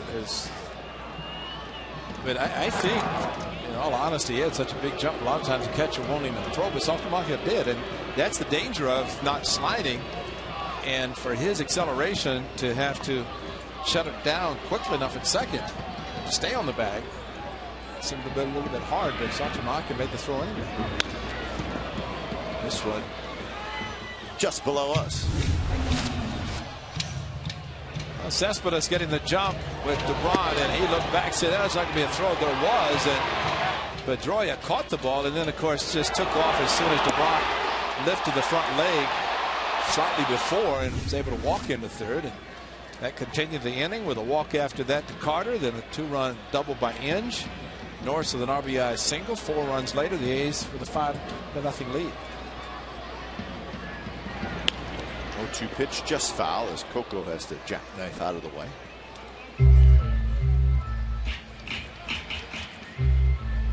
Boy, it's so simple, but there's one of the things that as a runner at third base, you come down the line in foul territory, and if there's no contact, you turn around and head back to the bag in fair territory. So if the throw comes, you might get hit, but you stay in foul territory in the event a ground ball is hit, as that one was very close. You don't want to be in fair territory because it's going to be an out.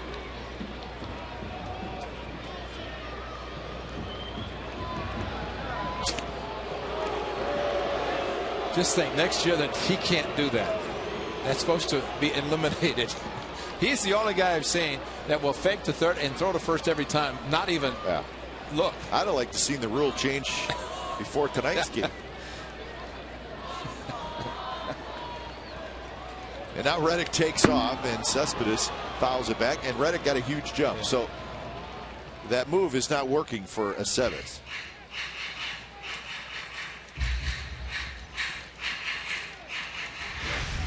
Ball cut away, but Reddick, what a huge jump, little stutter step, and then looking back, and somehow Cespedes was able to make contact on a ball that was running away from him.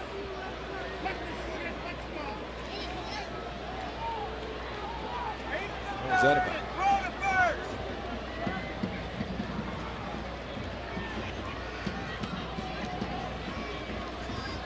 0-2 pitch, breaking ball, and a good one. And Cespedes strikes out looking, so the A's get a hit, a walk, strand 2. We're headed to the 5th inning, 5-0 Athletics.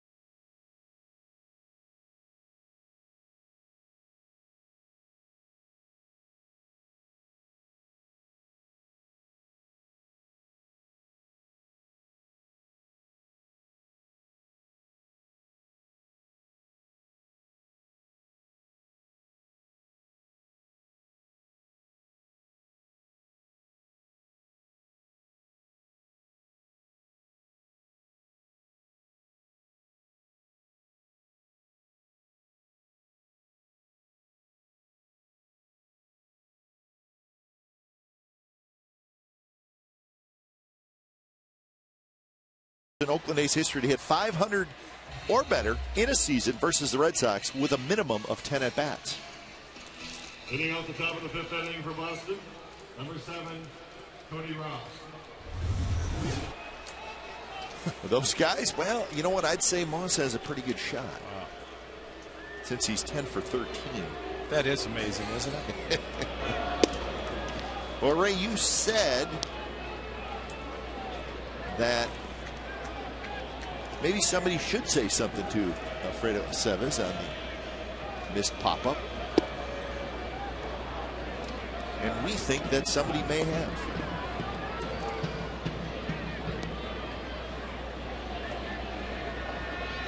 And we think it was Dustin Pedroia. They have, it's like a little different tone than they did maybe a minute ago. Middle of the diamond. And Pennington has it. Cody Ross is retired. Well, this is right when they got back to the dugout.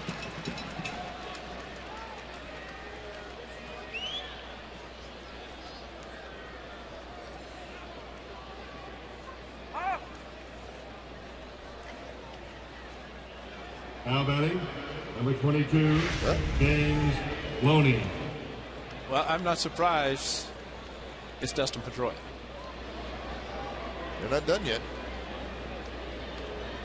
Remember when the incident occurred earlier in the season with Kevin Youkilis, who stepped up? Dustin Pedroia. He may be small of stature, but he is big and strong in many other ways, and he is the man on this club. He is the leader on the Boston Red Sox. Salas stays down on it, guns it across. Loney is out. Well, and probably now more than ever, Ray, with all kinds of struggles going on with the Red Sox. Maybe Pedroia. He probably got his hands full now. Now batting, number 39. Well, as you mentioned last night, he's got a contract that's going to keep him there, and he could be the kind of cornerstone, the guy on the club that they build around, and he should. I mean, he's the MVP and Gold Glove winner. He's got all the credentials, and and a bunt by Saltalamakia, and that's going to be a base hit. Well, the fans are booing because that's the first base runner against A.J. Griffin. But it is a fifth inning. And the shift was on. And the shift was on. They're giving it to him. Salas playing the shortstop position, so there's really nobody over there. You just really have to just get it down the line a little bit, and there's nobody even close. So I think the one word you said, shift. That he's not going to do it if there's not a shift on. And it's not the ninth inning. It's not the eighth inning. This is a fifth inning. And you know, there's kind of a code that you don't do something like that in the last 2 to 3 innings if a guy has a perfect game or no hitter. But it's a shift. You're pulling the shift and you're giving that. I'm not surprised that more guys don't do it. Hey, you don't have a hit and it's the fifth inning. Exactly. You don't have a base runner. I mean, you're down 5-0. Yeah, you don't have a base runner. But every time I see something like that happen, and Grant has 2 outs and he's bunting for a base hit. And I saw Frank Howard, Hondo, who was the third baseman who played on the outfield grass. And he bunted. And they said, why are you doing that? It opened up a 5-run inning. Yeah. You know, just because he bunted and got on base.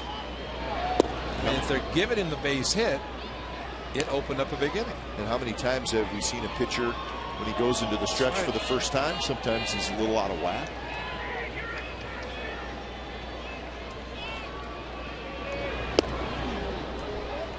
And now 3-1 to Aviles. Ryan Lavernway is in the on-deck circle.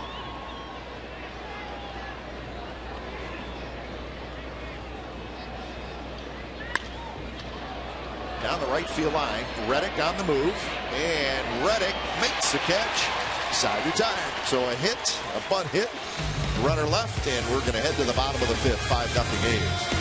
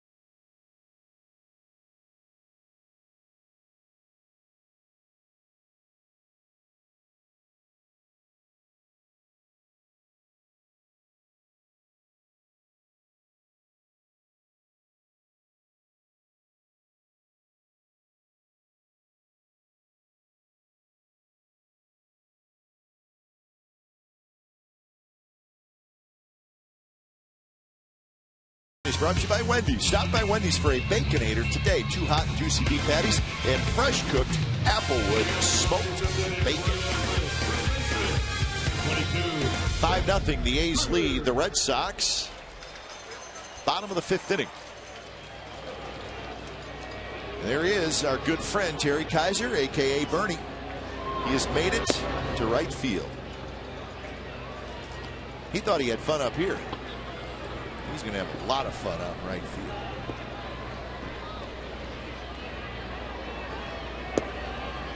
Aceves back out there for his 2nd inning of work. He threw 25 pitches in the 4th inning, but he kept the A's off the board.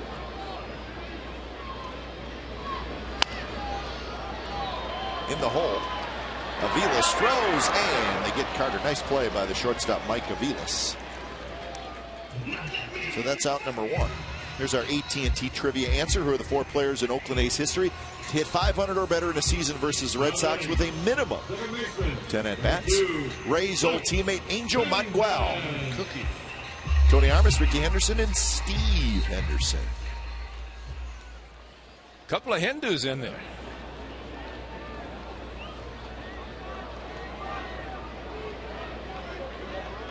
Ricky's still Ricky. You know, Ricky Henderson will never change.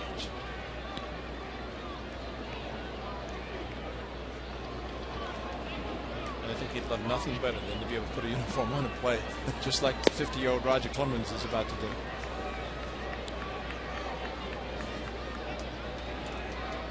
Don't get me started.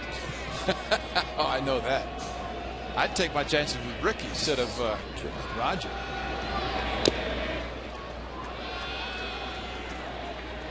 The Astros that desperate? Sounds like it. That would be desperate. Yeah.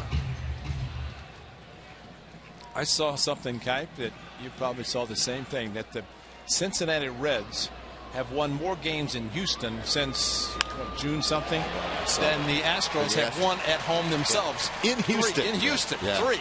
Yeah. 4-3. That was the best stat I saw. So they're desperate. Yes, I think they're desperate. Yes. I guess maybe a youth movement wouldn't be a bad idea. Well, they will be in the American League West next year. The A's will see them a lot because they'll be part of the unbalanced schedule, and you see them early, mid, and late, both here and in Houston. And supposedly they're about ready to get a big TV contract. Yes, they are. Next couple of years, so that should help them. They spend it correctly and sign players, draft players. Obviously, it's not a very good team, but with all the trades they've made and acquired minor leaguers, you would think at some point things would start to turn around. Pennington runs, no throw, and it's another stolen base. So the Red Sox, the pitchers, don't seem to have a whole lot of interest in holding on the A's runners, and the A's say, fine, we're going to take advantage. And it is just 5-0.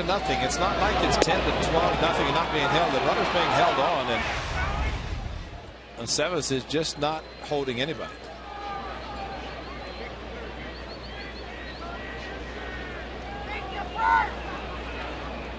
So 1-0 to Norris. Norris with a strikeout and an RBI single. That was in the 3rd when the A's scored 4 times.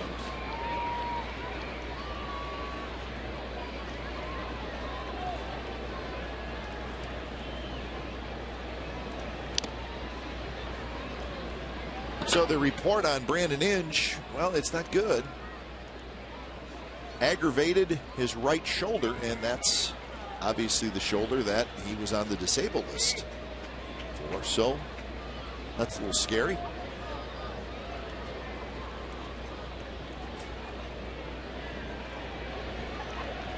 One and 2 to Norris. And he lines one left field. That's a base hit. Here comes Pennington. Podsednik's throw. Cut off. 6-0 A's. So the stolen base helps the Athletics.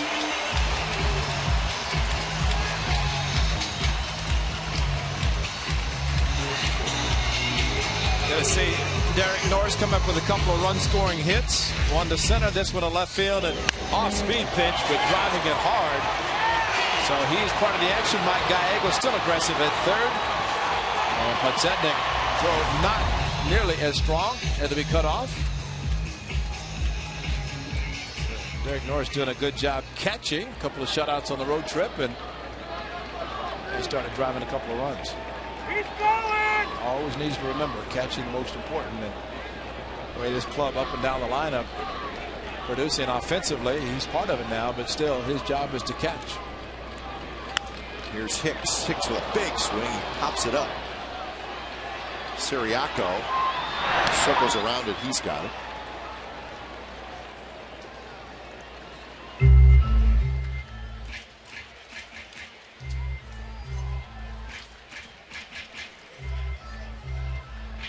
So that's out number 2, and that'll bring up Adam Rosales.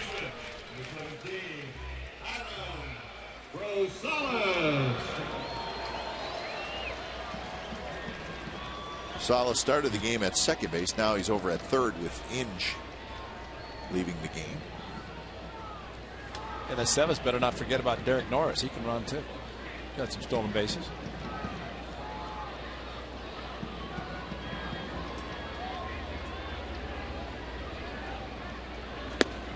Spins Rosales out of the way.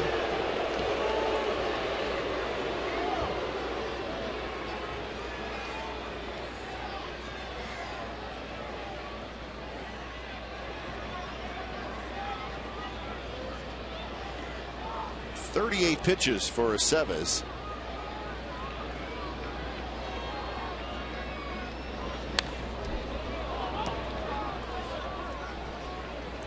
Remember, I said he threw 23 pitches last night. Is that interesting to you? Well, I mean, they have 9 pitchers in their bullpen. And now they used 5 last night. But again, they have 9 pitchers in their bullpen. Aceves, 23 pitches last night, 40 pitches tonight. And he was the closer while Andrew Beto was on the disabled list.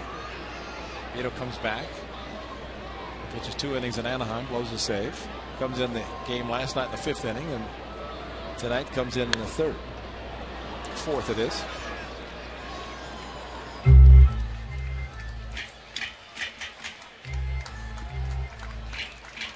So 2-2 the count to Rosie.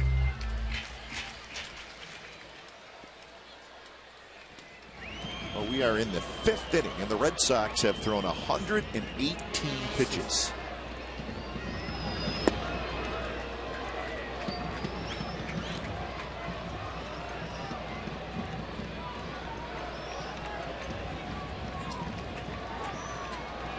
So Norris, the runner at first, will take off. 3-2, 2 outs.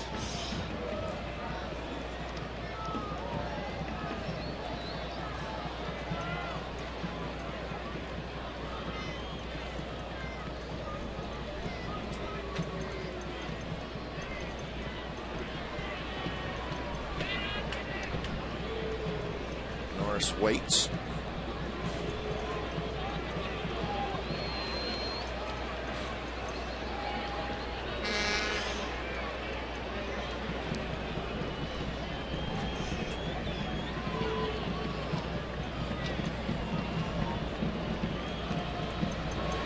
Takes off. Strike 3 called. Rosales knew it.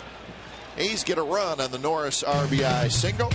We're headed to the 6th. 6-0 Athletics.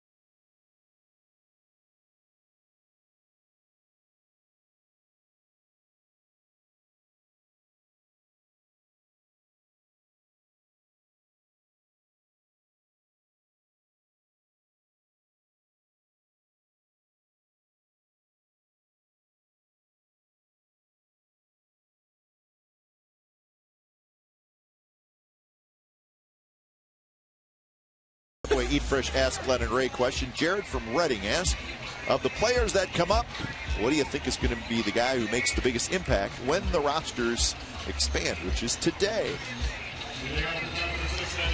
20,000 people are doing the burning. We'll get to that Ask Glenn and Ray question in a moment, but we're a little distracted because the crowd is doing a group burning. Terry Kaiser said, everybody stand up and do the Bernie, and 20,000 plus stood up and in unison started doing the Bernie. What was the question? Of the guys that were called up with the roster expansion, which one would make the biggest impact? You know, and I think we'll go along with the theme that we have talked about, all of them. I think that each one that comes up is going to be used in a different way. Colin Cowgill, play low outfield, pinch run. Hicks.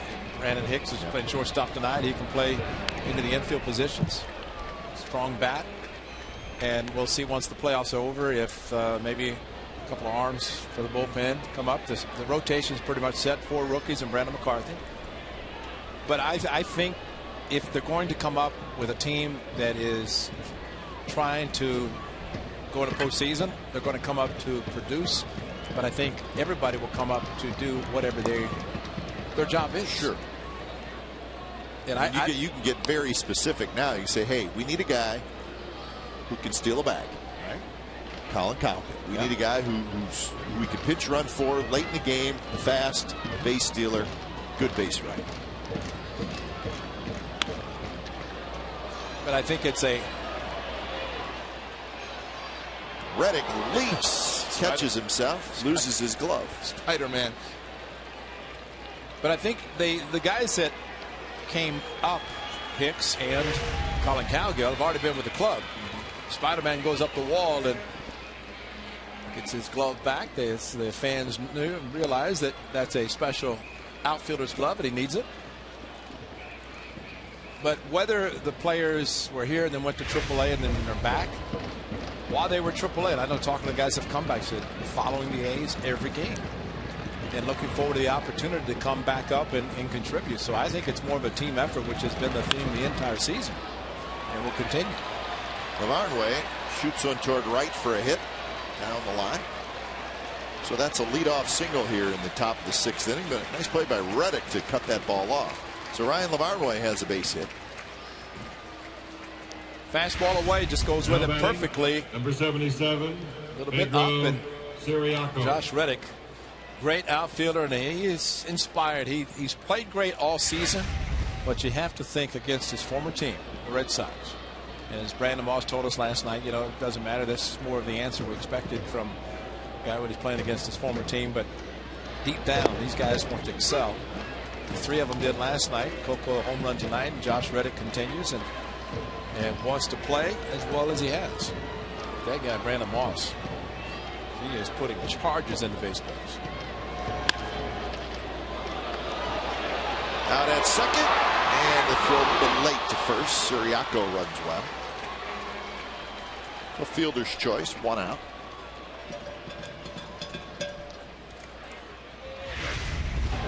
Cliff Pennington at second base, a very strong arm.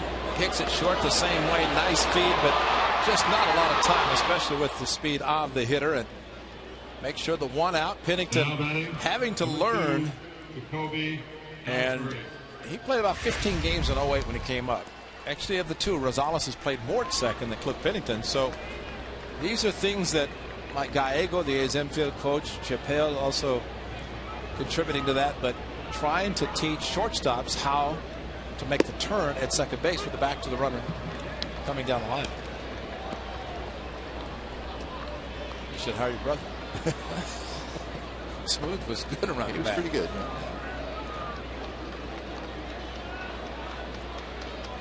0-1 to Ellsbury. But you know, talk about those roster expansion. A guy like Brandon Hicks, who's playing tonight. Remember what he showed as a pinch hitter? Absolutely. He's got good power. He had a couple big pinch hits earlier. You know, maybe that's something that you could use. Even if it's 2 or 3 times. Who knows? Exactly. Power off a right-handed power bat off the bench. Nice to have. But you know, the question that was presented to us, it really was about players who are coming up, where this team as a unit, even before today's September call-ups, what they have done. So I don't know that the teams, there's some cases where maybe a team's a little bit older and you say, well, we want to rest guys, we're bringing up guys in September. It's not the case with this club. Playing hard, they're young, they're enjoying it. And what they have done, the team pretty much in the 5 months before the increased rosters, I think they've kind of set the tone for what's going to be happening in September, and any of the parts that have come up are going to contribute to that success. But they played great for 5 months, and they just want to continue the biggest month of the season, September. Carter steps on the bag, throws a bit high to second, and Siriaco's going to get in with a slide. Not an easy throw. No. Throw right over that runner. Well, remember against the Tampa Bay Rays, a similar play that was a high throw that Adam Rosales was backing up at second base as Chris Carter sees throwing right over the runner, and that is very, very difficult. You almost want to take the chance and move to the inside, get a better angle. It's hard for the shortstop, in this case Hicks, to try to position himself to receive a better throw. So here's Pedroia. First pitch off speed in the first strike. Almost want to throw the ball right at the runner and hope he slides, and then he can slide, get out of the way of the baseball, and make the tag. And it's a tag play too, so you don't have quite as much time. It was a force play. Pedroia, left field, that's a base hit. Siriaco coming home. Throw to the plate is there. No, called safe. Wow. Bob Melvin shoots out of the dugout. Cespedes made a sensational throw. But home plate umpire Phil Cuzzy called Siriaco safe. I don't see how he could not have been called out, because the throw was there and Derek Norris had himself in front of the plate. We'll see on the replay, but an accurate, strong throw right to there. And he's saying the foot got in as Norris applied the tag. Sir, what are you looking back for Siriaco? But he got it. He got it. He got him out. And how did Cuzzy miss it? He's looking right at the plate. There's the foot. There's the tag. And unless he said he missed him, he is out, because he got him in the thigh before the foot got on the plate. And the continuation with the ball still on the plate. He's tagging him there, and then the foot hits the plate, and Cuzzy is right there making it, and the wrong call. It's a great throw by Cespedes, and the great thing about that is his accuracy. We have seen the strong arm. The accuracy has not been there. Skip is right. First replay that we showed, that's the one that showed Norris tagging him. Yeah.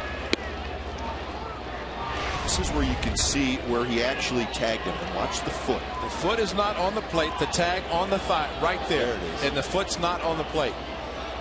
And it's inches.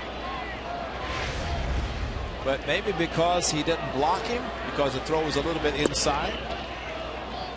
And it's very difficult for umpires to make a bang-bang call in a play like that. He's going to get an argument for both sides. But in this case, Bob Melvin was correct in arguing the way he did.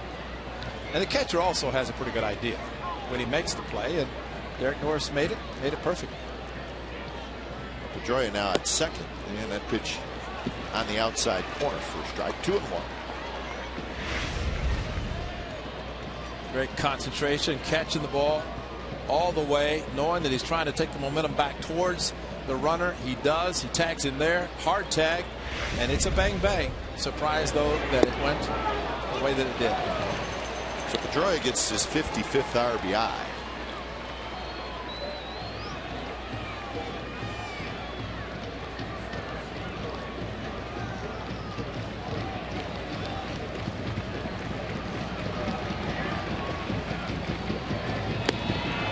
Fastball swing and a miss. Podsednik is 0 for 3. Red Sox get on the board. It's 6-1 A's as we go to the bottom of the 6th.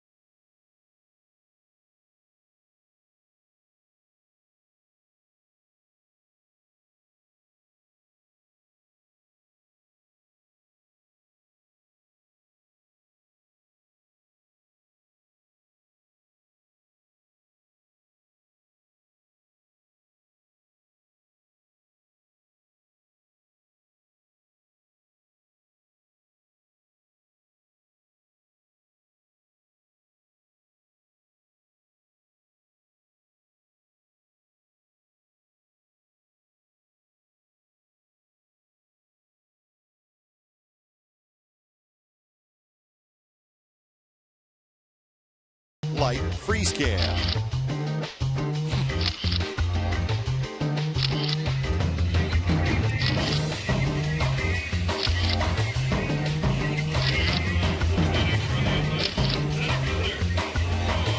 There's a theme there, folks. Coors Light Freeze Cam is brought to you by Frost Brewed Coors Light. It's the world's most refreshing beer. Everybody having fun tonight? A's are looking for their 8th consecutive win. They're firmly planted in the we can do no wrong category right now in the Athletics. Well, it is a new month. Today is September 1st, and remarkable August, well, even July, even more remarkable. 31 games for the A's in September/October. 3 of those games will be in October. So that includes tonight. 14 at home, 17 on the road. 7 with the Angels, 7 with the Rangers, 6 with the Mariners. And then, of course, you got big Tiger series in Detroit, big Yankee series in New York. At the Orioles coming here for a 3-game series. That's a big series. There's all the makings of a very, very exciting month of September.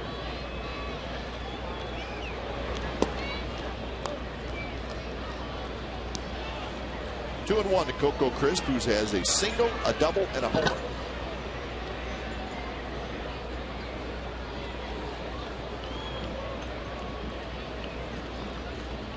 Suspiciously, Vince Cotroneo has left the radio booth.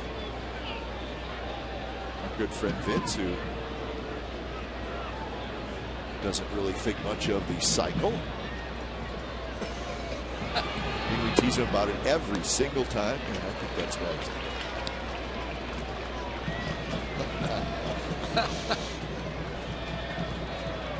He's not impressed. Vince is a tough guy to impress. Well, I'm impressed with the cycle. Because my feeling always has been that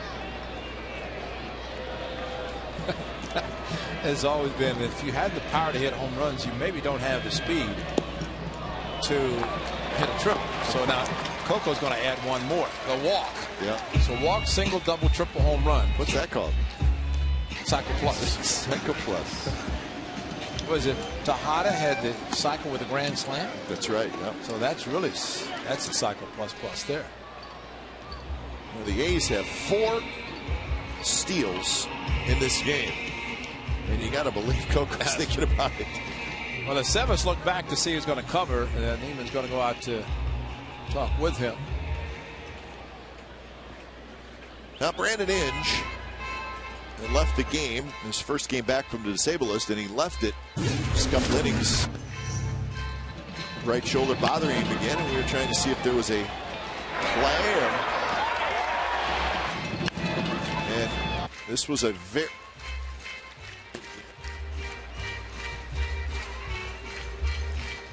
So, you know what? I think it popped out again, Rick. Yeah. You could tell by the way it reminded of us a little bit of what happened in Chicago when he threw it and kind of stayed in that position for a while. Get some baling wire and wrap it up. He's too valuable. Yeah. In your face. That's a good one. Attention, please, ladies and gentlemen, for the Athletics. Batting for Johnny Gomes, number 15, Seth Smith is going to hit for Gomes.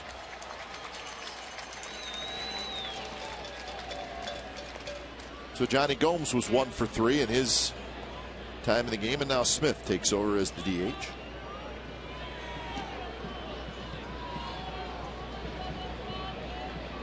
Alfredo Aceves still out there pitching. 49 pitches.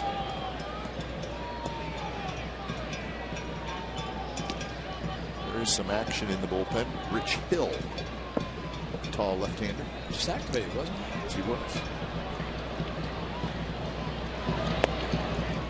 Aceves on the outside corner first drive. Well, you would have to think that Aceves, with his lengthy time to get rid of the baseball, Coco would be running. Coco stole third in the fourth inning.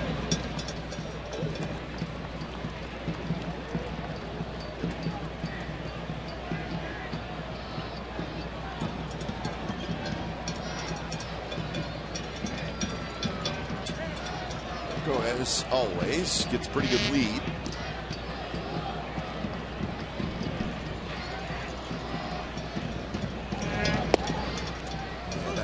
On the outside corner, pretty good pitch by Seves.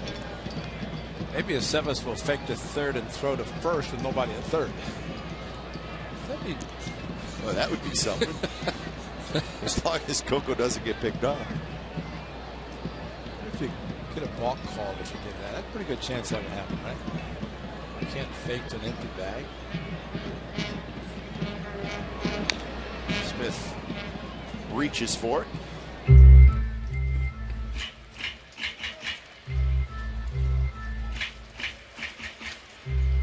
Bob Melvin with the lefties on the bench, in particular Seth Smith, who's pinch hitting, but also Brandon Moss, and I guess in a sense kind of saving him if necessary. Maybe Chris Carter's at bat, who knows, but that's the ability that Bob Melvin has to maneuver players and put them in the right spot, and we've seen him do that this year.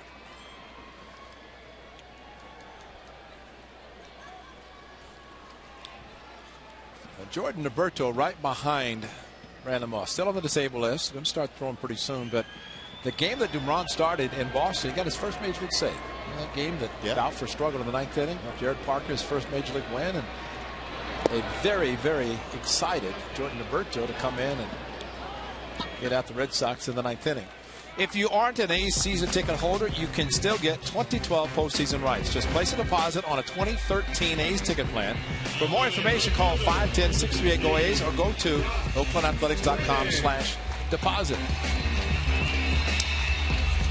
So the folks are busy. Steve Fernando, the ticket office, busy. And David Renetti, president of stadium operations. And, you know, as much as we talk about it and everybody's talking about the Oakland A's, preparations have to be made just in case. You just can't wait till the last minute and say, hey, okay, the A's are going to postseason. You have to prepare and hope that all the preparation works out, that you are able to get to the point that you're preparing for.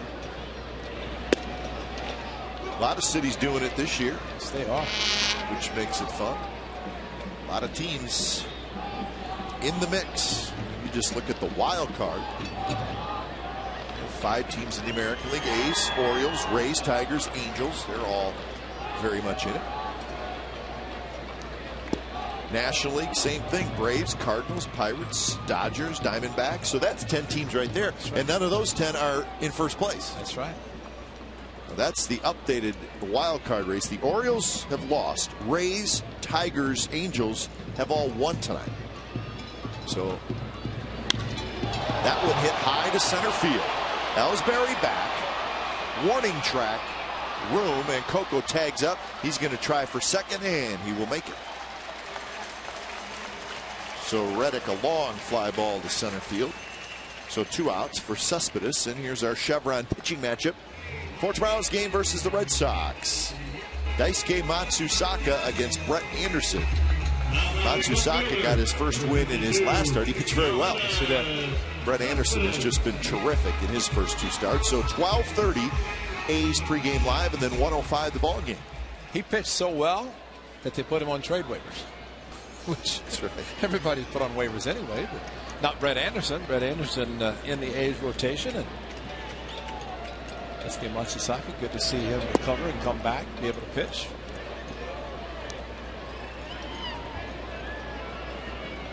And then the Angels come to town.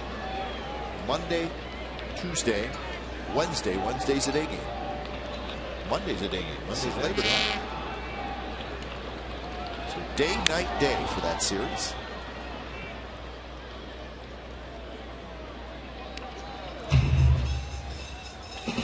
A's will not see Jared Weaver.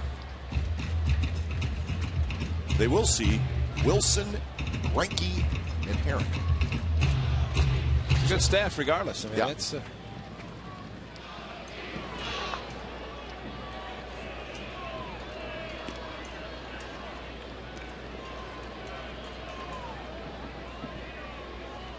So 0-2 to Cespedes. Foul back again. So C.J. Wilson against Tommy Malone on Monday. Greinke and Parker on Tuesday. Heron, McCarthy on Wednesday. And we'll have all three for you right here in Comcast Sportsnet California. But all those ERAs, Dan Heron, the only one above 4. The rest of them about 3, 3.5, 3.8. So usually bodes well for low-scoring series, especially if the pitchers are on. Game in which Greinke started against the A's, that was not a low-scoring game. Angels won today. They beat Felix Hernandez, so they have won 5 in a row.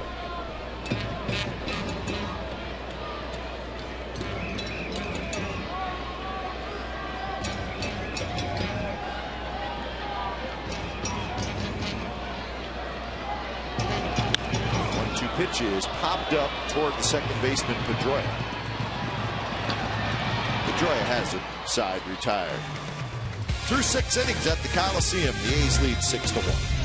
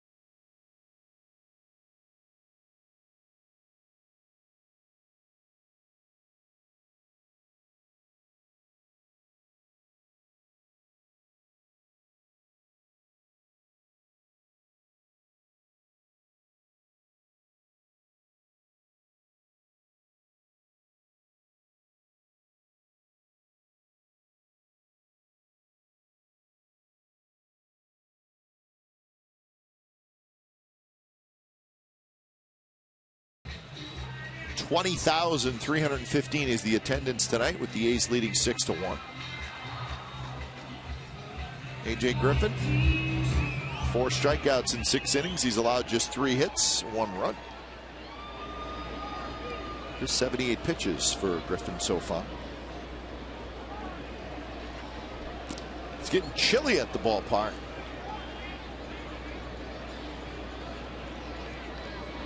First pitch to Cody Ross, big curveball, drops right in for a strike. Ross, Loney, and Saltalamacchia.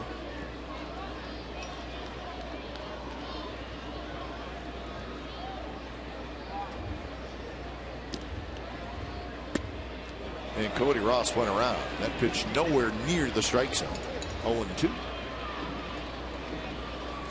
A.J. Griffin continuing with what he was doing prior to going to the disabled list, and the big pitch so high that surprising that he didn't gear down and not swing at it. For Griffin, the first 7 starts, he threw at least 6 innings and allowed 3 or fewer runs. Well, he's pitching the 7th tonight in his return. So similar to the pitching of Brett Anderson, coming off Tommy John surgery, out 14 months, and he's been spectacular for 2 starts. A.J. Griffin doing the same. Fly ball toward Reddick, who goes back. He's got it. So 1 out here in the 7th. Here's our true story, brought to you by McDonald's. This date, 10 years ago, the historic 20-game win streak hit number 18. A's gave up 3 solo home runs in the ninth, but down 5-4 in the bottom half.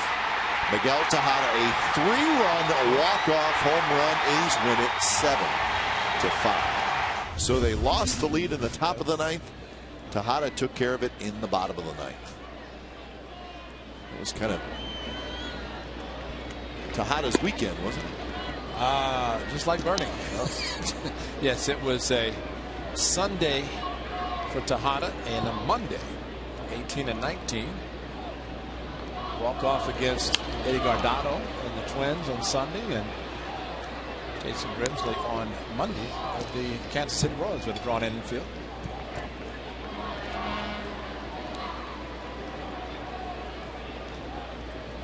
James Loney, the hitter, he is lined out and grounded out.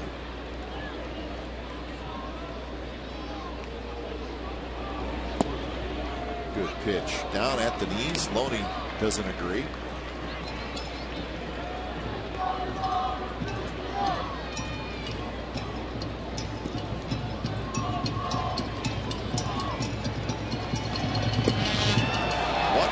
Pitch, Loney strikes out, and that's out number 2. All right, let's listen in on that Tejada home run. Greg Papa on the call.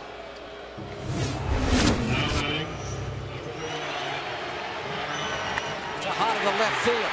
Well struck. Miguel Tejada has done it. Miguel Tejada has hit a 3-run walk-off homer to win the game. 18 in a row.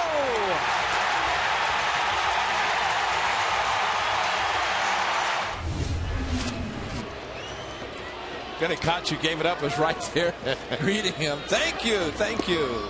That's funny. 18 in a row. Well, it just seems like they're going to win 20. You know? This year? Oh, at least. At least, Greg. They certainly don't feel like they're going to lose. No, they don't. And that's exactly what happened during that stretch of 20 consecutive wins. Shaq. He always warms up quickly. 1-1 to Saltalamacchia. That's the pitch that Griffin struck Loney out, and he just threw a good one to Saltalamacchia. Yes, he did.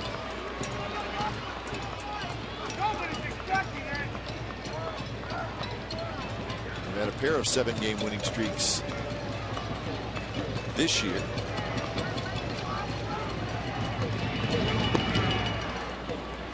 You know, the look on Bob Melvin's face is one that you really have to appreciate as a manager, always in a game. But here's a 6-1 lead in the 7th inning, but you'd think that it's a tie game. I mean, he's in every pitch, nothing's taken for granted, and I think that's what the players see. Pennington playing the shift, guns it to first. 3 up, 3 down inning for A.J. Griffin. He's been terrific through 7.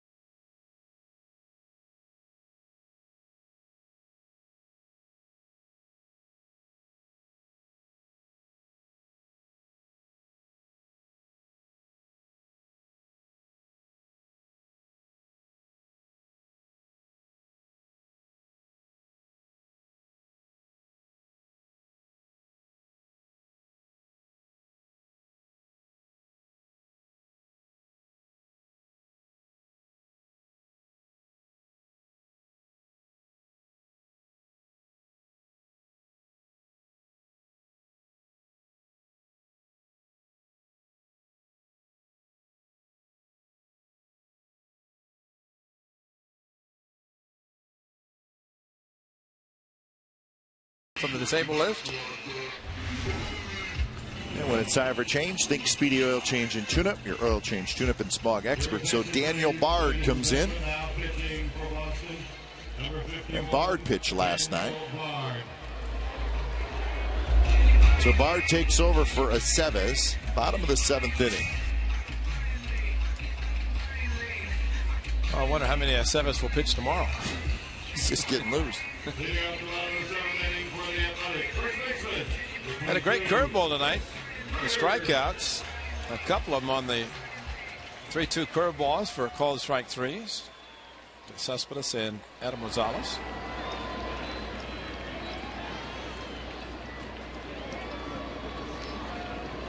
So Carter to lead it off.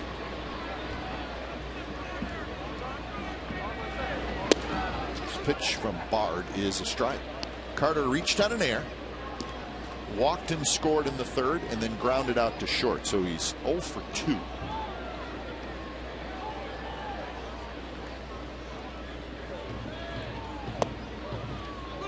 Mentioned that the Angels won. They beat Seattle 5-2, and they did it with a 4-run 8th inning. It was Santana over Hernandez. So Felix Hernandez took the loss in that game. He's now 13-6. It was his first loss since June 12th.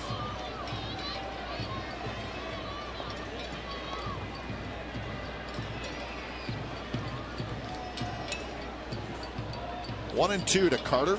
Pennington will be next, and then Norris. Carter drives one. Left field and deep. And that one is gone. 7-1. The A's lead on Carter's home run.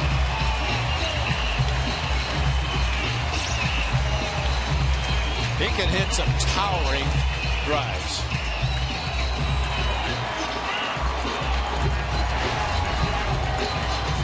Tried to challenge him. High fastball, and Chris Carter crushed it. Great swing, nice and easy. He's running, but watching the trajectory and fighting the night air here at the Coliseum. But the ball just kept carrying over the jagged edge, and another home run. So between he and Brandon Moss, they just keep going. So Crispa home run tonight, Carter a home run tonight. 11 home runs in the last 3 games for the Athletics.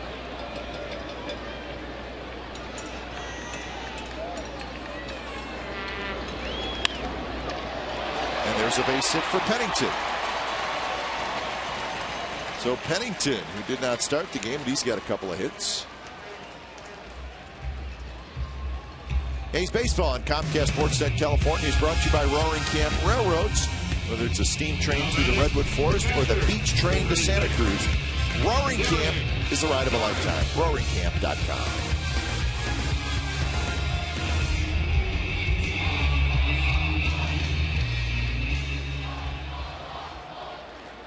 So Pennington is aboard, and here's Norris. He's got 2 hits.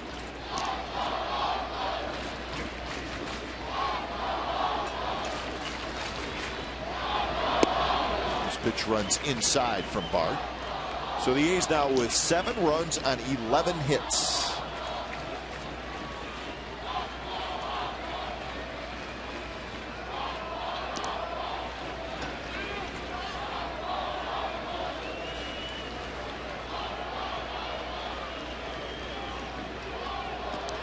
And as we talked last night, Kai, if you look up and down the lineup, it's spread out. Oh, yeah. More of the bottom part last night. Tonight, Crisp, Cespedes, top 4, a couple of ribbies. That way everybody feels they're contributing, whether it's leadoff hitter, middle part of the batting order, the bottom half. Everybody is doing their part.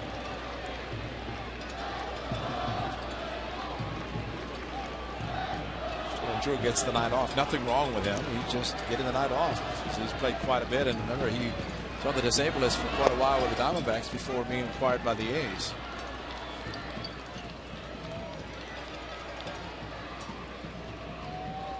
Well, there it is. The batting average, the runs scored, home runs, and Chili Davis, the A's hitting coach, guiding his hitters, and ERA a little over 2, and the opponent's batting average under 2. So that's a great combination, and why you get wins.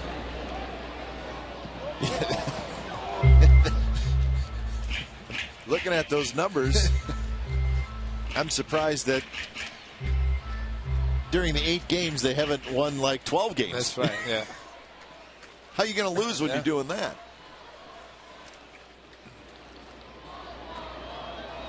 Brandon Inge back down on the bench, and let's hope he is okay.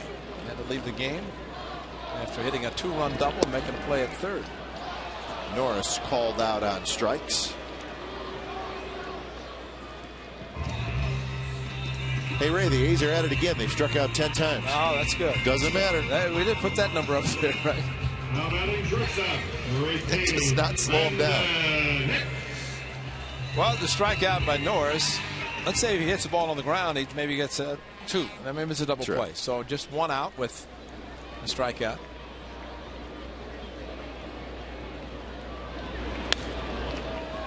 It's great. Reggie Smith said, right? The bases were loaded, and you came up. If you think you're going to hit into a double play, strike out. That's right. I love that one. Well, I mean, if you're going to think negative, be positive. That's right. Strike out. You know, he had one of the strongest arms of any outfielder that I've ever seen. Reggie Smith. Inside to Brandon Hicks. Played against him in the Eastern League. Oh, really? When he was with the Red Sox. Red Sox. Pawtucket. I think it was Pawtucket. I can't remember what it was. But they tried him as a catcher.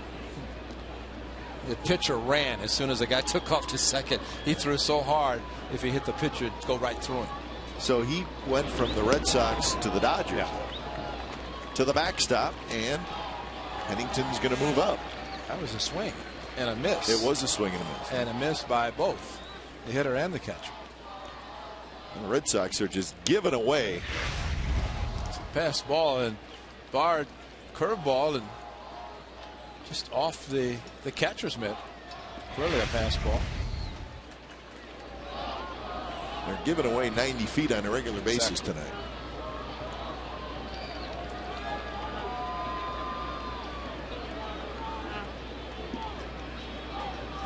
One-two pitch to Hicks. Fouled straight back. Hicks is 0 for 2 with a walk. Reminds me, Kat, of the game on Thursday in Cleveland in which George Kotaris was crossed up. And the official score immediately said passed ball. And unfortunately, Adam Lowenstein and they appealed basically, and they changed it, and rightfully so. I mean, usually, unfortunately, a catcher gets the pass ball when there's a cross up, but official score should be asking who crossed up who. You know? Yeah, that's right. I mean, who made the, because catcher gives a sign the pitcher throws the wrong pitch, then that creates the cross up. It doesn't mean the catcher is the one that has the pass ball. So they did change it to the wild pitch, which was the correct call. That's the move. Hicks swings and misses, and it's another strikeout by the Athletics. Send Bill Key to the Hall of Fame. Visit Facebook.com/Baseball Hall and vote for Bill, who broadcasted A's games for 25 seasons, to be this year's recipient of the Ford C. Frick Award. The first round of fan voting in September the 7th, and then on September the 10th, the top 40 broadcasters will advance to a final round of fan consideration. How about outside the broadcast booth at Progressive Field? You see all the photographs of the recipients of the Ford C. Frick Award. Yep. It's a nice touch. Very nice, and see some of the great broadcasters. And I think they all Hall of Famers. Yeah, that's that group, Ford C. Frick, are in there. Obviously, yeah. And then there's the writers as well. Right. So those were all Hall of Famers. But great photo display, photographs of the very young Vince Scully and our good friend Lon Simmons at his induction ceremony at Cooperstown. And so it'd be nice to add Bill King's photograph to the greats at the broadcast wing. He deserves to be there. It's just a matter of time. That one's toward left. off the end of the bat. Podsednik on the run has it. Side retired. Home run by Chris Carter, his 13th of the year. So another long run by the A's. They lead 7-1 after 7.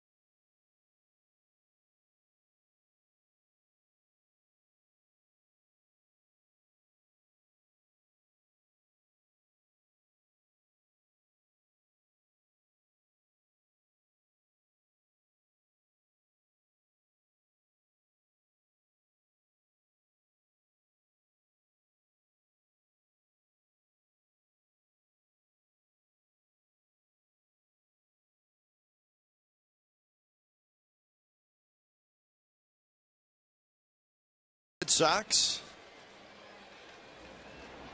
A new pitcher, Pat Neshek, takes over. Faces Aviles, Larnway, and Siriaco. It's time for change. Think Speedy Oil Change and Tune-Up. Oil change, tune-up, and smog experts. So Neshek's done a terrific job with the A's. He was acquired on the 3rd of August from the Baltimore Orioles. Didn't even have to give anybody up to get him. Cash considerations. A couple bucks. Throw a $20 bill in the envelope, send it to the Orioles, and you get Pat Neshek. It's a pretty good trade. Trade acquisition for the Athletics. It's been great. Maybe Buck Showalter saying, let's get the 20 back and get him back. I'm serious. For the Orioles, a team that is right in the middle of this wild card race. I'm surprised that he was not pitching in the big leagues with them. He was in the minor leagues. Cespedes coming in. Winnis is under it. He's got it, and that's out number 1. Time now for the Home Depot doing more on defense. How about last night? Brandon Moss at first base. Watch this play. Steps on the bag, throws to second, and Stephen Drew with a nice pick and a tag of the runner going into second base. So Brandon Moss, great night offensively, but he started the game as Petrolia tried to go over the throw on the tag by Stephen Drew. But Brandon Moss, huge night offensively, but might have been the most important play early first inning as the Red Sox were threatening, but Brandon McCarthy, even though he got a couple of runners on base both the first and the second inning, Sox did not score, and then the A's took off offensively. But great play by Brandon Moss in that first. 0-1 the count to Ryan Lamarnway. He had a base hit in the 6th inning, grounded out in the 3rd. Right-handed hitters are now 2 for 24 against Neshek, so there's his specialty.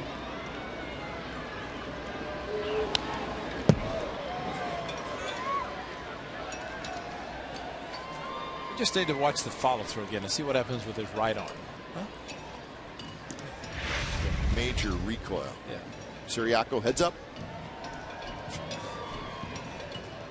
It's like being on the tee. You're teeing off, and well, that's serious shank. That would be a shame.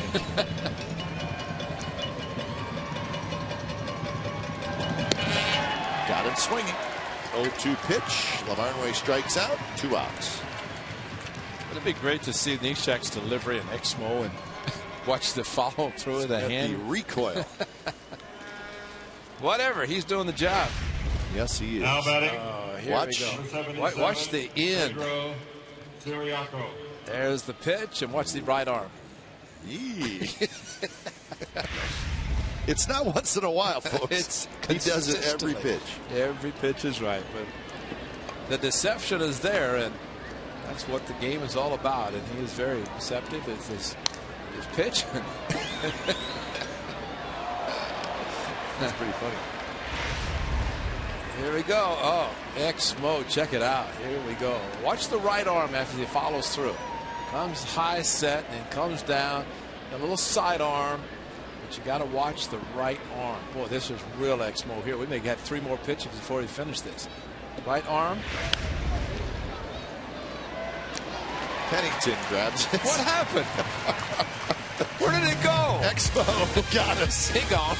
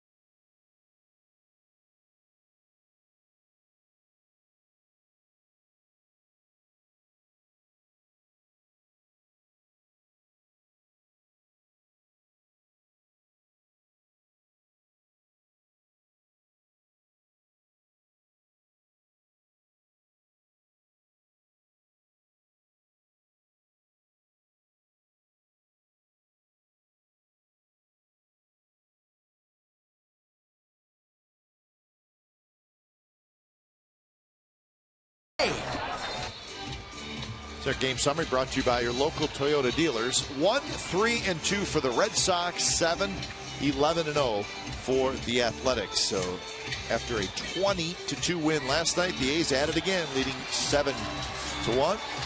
DeBrant, the starter for the Red Sox, went just 3 innings. And A.J. Griffin, on the other hand, he was terrific. 7 innings, 3 hits, 1 run. No walks and 5 strikeouts. When it's time for change, think Speedy Oil Change and Tune-Up. Your oil change tune-up and smog experts. Rich Hill comes in. Appearance number 18. Hill just activated from the disabled list.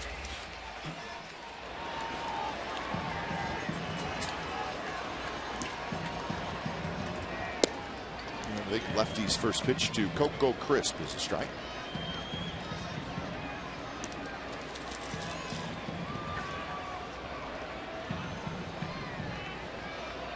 Single, double, homer, and a walk for Coco Crisp. Or was that one foul? Speaking of follow-throughs, watch Rich Hill. He breaks towards first base after every throw. He's ready to go.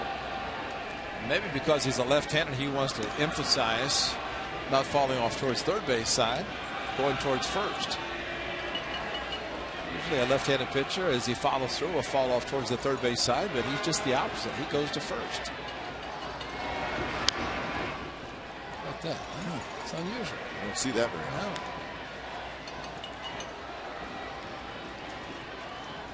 No, he's just glad to be out there. He's had a lot of injuries last year.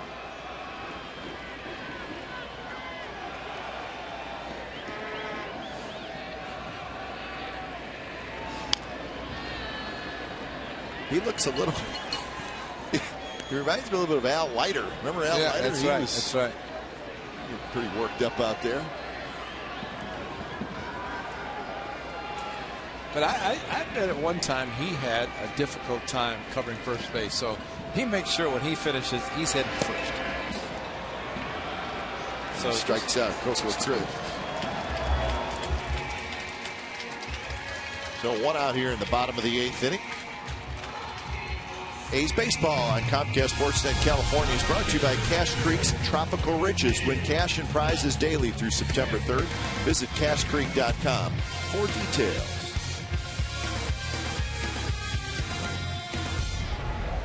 Hey, there's your M&Ms with peanuts. Peanuts, right? yeah. Got to have them with peanuts. First pitch to Seth Smith is down and away. The Indians did hang on and beat the Texas Rangers 4-3 in Cleveland. So the Indians snapped their 6-game losing streak. If the A's hang on and win, the A's will be 3 games behind the Rangers in the AL West.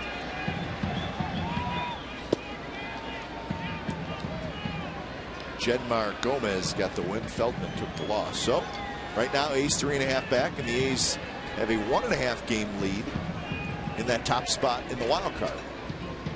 These guys too, the Angels are creeping up. Starting to move. Yeah. Mentioned their win streak. And again, the Rays won, Tigers won, Angels won tonight. Orioles lost. A's closing in on a victory.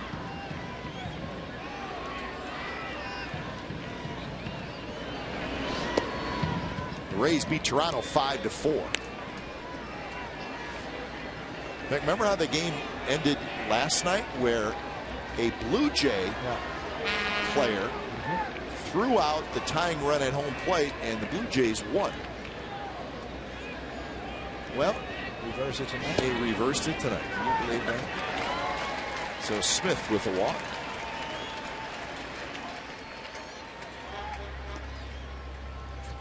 Time now for the AT&T Uverse reverse replay. A.J. Griffin, his first start since returning from the DL. Great curveball getting Cody Ross, and he would have a perfect game until the 5th inning. And there was a block by Saltalamacchia, but he was outstanding for 7 innings, giving 3 hits, 1 run. And the run probably was out at home plate, so he should have had a scoreless game, but that's his number. Those are the numbers for him. 7 innings, 3 hits, a run, no walks, 5 strikeouts, 91 pitches. So he continues. That's 8 starts other than the DL appearance. He's got at least 6, 3 or fewer runs. He's been outstanding. Just like Brett Anderson, he returns and is spectacular in his first start. Gosh, Reddick is 0 for 3. Lions went foul. So it was B.J. Upton who threw out Omar Vizquel at the plate to end the game. And the Rays won 5-4. And I think Omar Vizquel, dangerous on the base pass against the Tigers recently. He was thrown out for the final out of the game by Alex Avila. That was a walk-off end of game in Detroit, and Omar was thrown out at second base. He's always been daring, and he continues even at age 45 or 50 or 60 or whatever he is. He said he's retiring after the season, not getting enough playing time.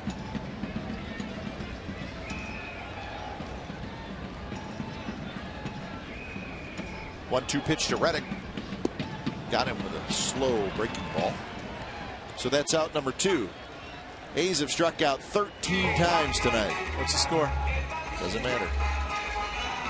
And Bobby Valentine's coming out.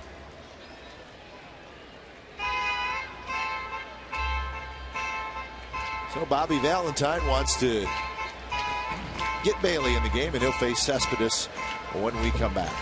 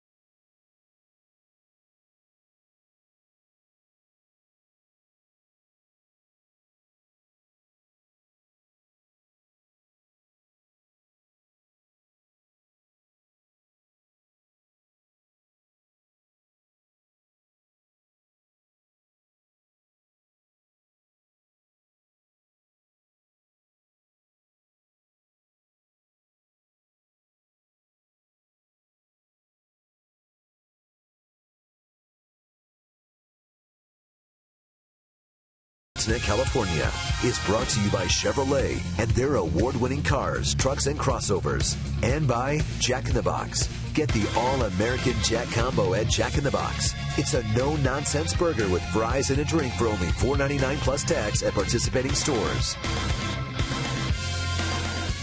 So 2 outs here in the bottom of the 8th inning. And Andrew Bailey comes in. First look at Bailey in the series, and he faces Cespedes. Sometimes manager just like to get your closer in the game. So Bailey is in.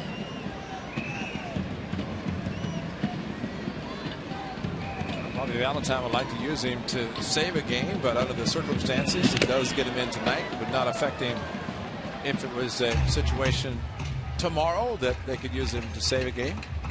But I'm disappointed at times when a player comes back and fans boo him. You know? Andrew Bailey was traded. He didn't leave as a free agent. Just smattering of boos when he was introduced, but nice ovation from the crowd on hand. He pitched very well for the Athletics.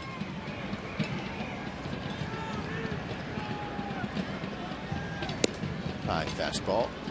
He made his first appearance this year for the Red Sox on August 14th. Right thumb.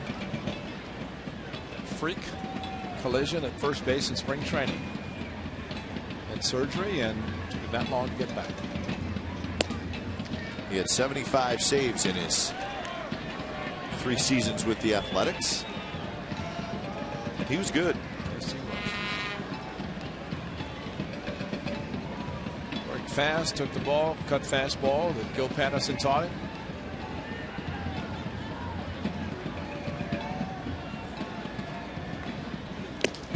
There's the good fastball from Bailey. Strikes out Cespedes. Side retired. So we're headed to the 9th inning. A's with a 7-1 lead.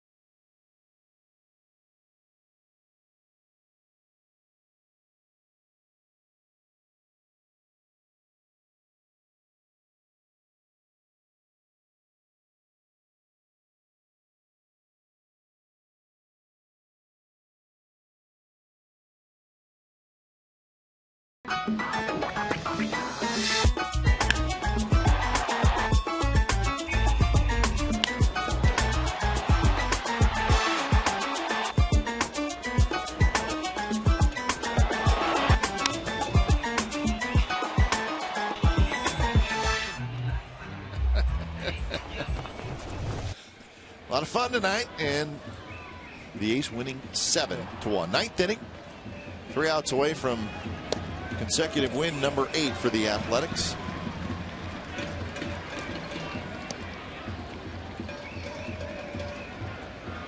Ellsbury, Pedroia, Podsednik.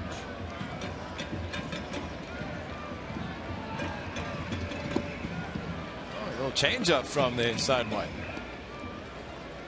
Oh, it's such a great job, Gillera, had the Expo showing, and it took so long that the inning was over before he could finish the Expo with the delivery of Pat Nisha.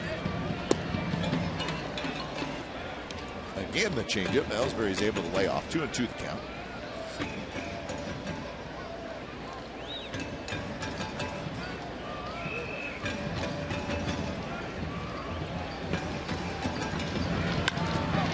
Rip to right. Reddick coming in, but he'll play it in one bounce. Hit number 4 for the Red Sox tonight.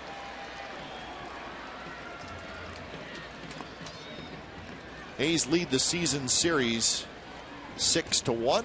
Now batting, number 15, they have a chance to Pedroia. Win their 7th straight. Wow. 32? 1932.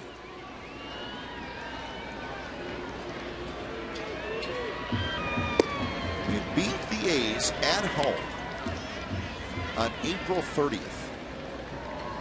First game of the series at Fenway. Then the A's came back and won the next 2. Swept 3 here, 1 last night. That was the series at Fenway. Remember, it was very cold. Yes, it was. Chilly, chilly.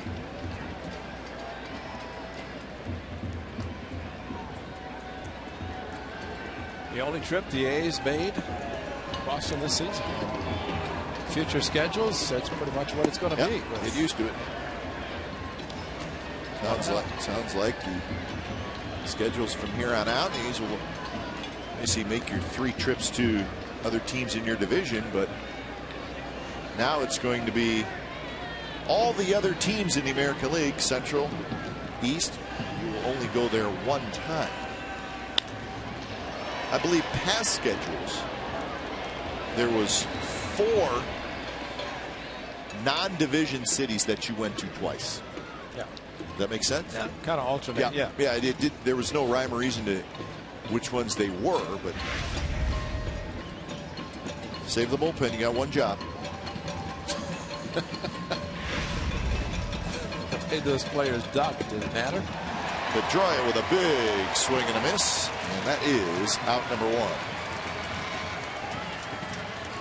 Well, make sure you go deep with Sportsnet Central. It's brought to you by Hyundai. It's tonight at 10:30, and it's on Comcast Sportsnet Bay Area. Highlights from our game here in Oakland, and highlights from all around Major League Baseball. And Cal returns to brand new Memorial Stadium. How'd they do? Not good. Okay. Beautiful stadium, though, right? When you open up this renovated stadium, you can't lose. And they did. Yeah, I was here.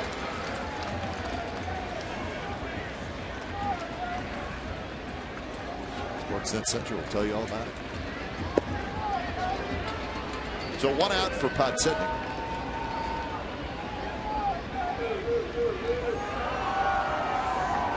The Tigers beat the White Sox for the 2nd game in a row, 5-1. Scherzer over Liriano. So that's that huge series in Detroit.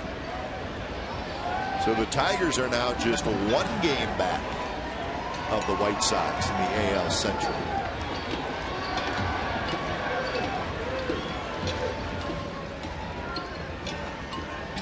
Miguel Cabrera had 3 hits. He's hitting .332 with 111 RBIs.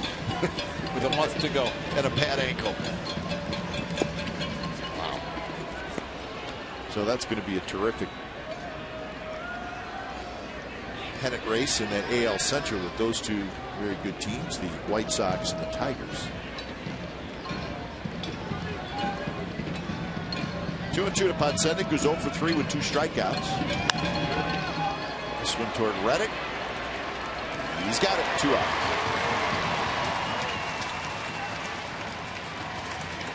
Well, join us tomorrow right here on Comcast Sportsnet California. The A's will wrap up this 3-game set against the Red Sox. Matsuzaka and Anderson, 12:30 A's pregame live, and then ball game at 105. Got complete A's coverage every night on Sportsnet Central and CSNCalifornia.com. So that will be tomorrow. Sunday afternoon baseball, and then we're going to get ready for the Angels.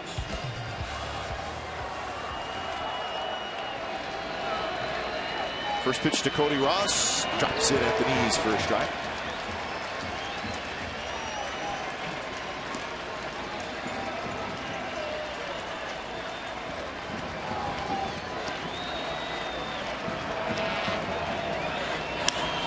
that one's hit toward left. This should be the ball game. And it is. A's win it 7-1. They are rolling, folks. A's have won 8 in a row. They've won 10 out of 11. And they have won 14 out of 16. And they are now just 3 games behind the Texas Rangers in the AL West. They are red hot. Athletics win it over the Red Sox 7-1, and they'll go for the sweep tomorrow afternoon. You've been watching Oakland A's baseball on Comcast Sportsnet, part of the NBC Sports Group. Don't go away. A's postgame live with Brody Brazil and Shooty Babbitt starts right now.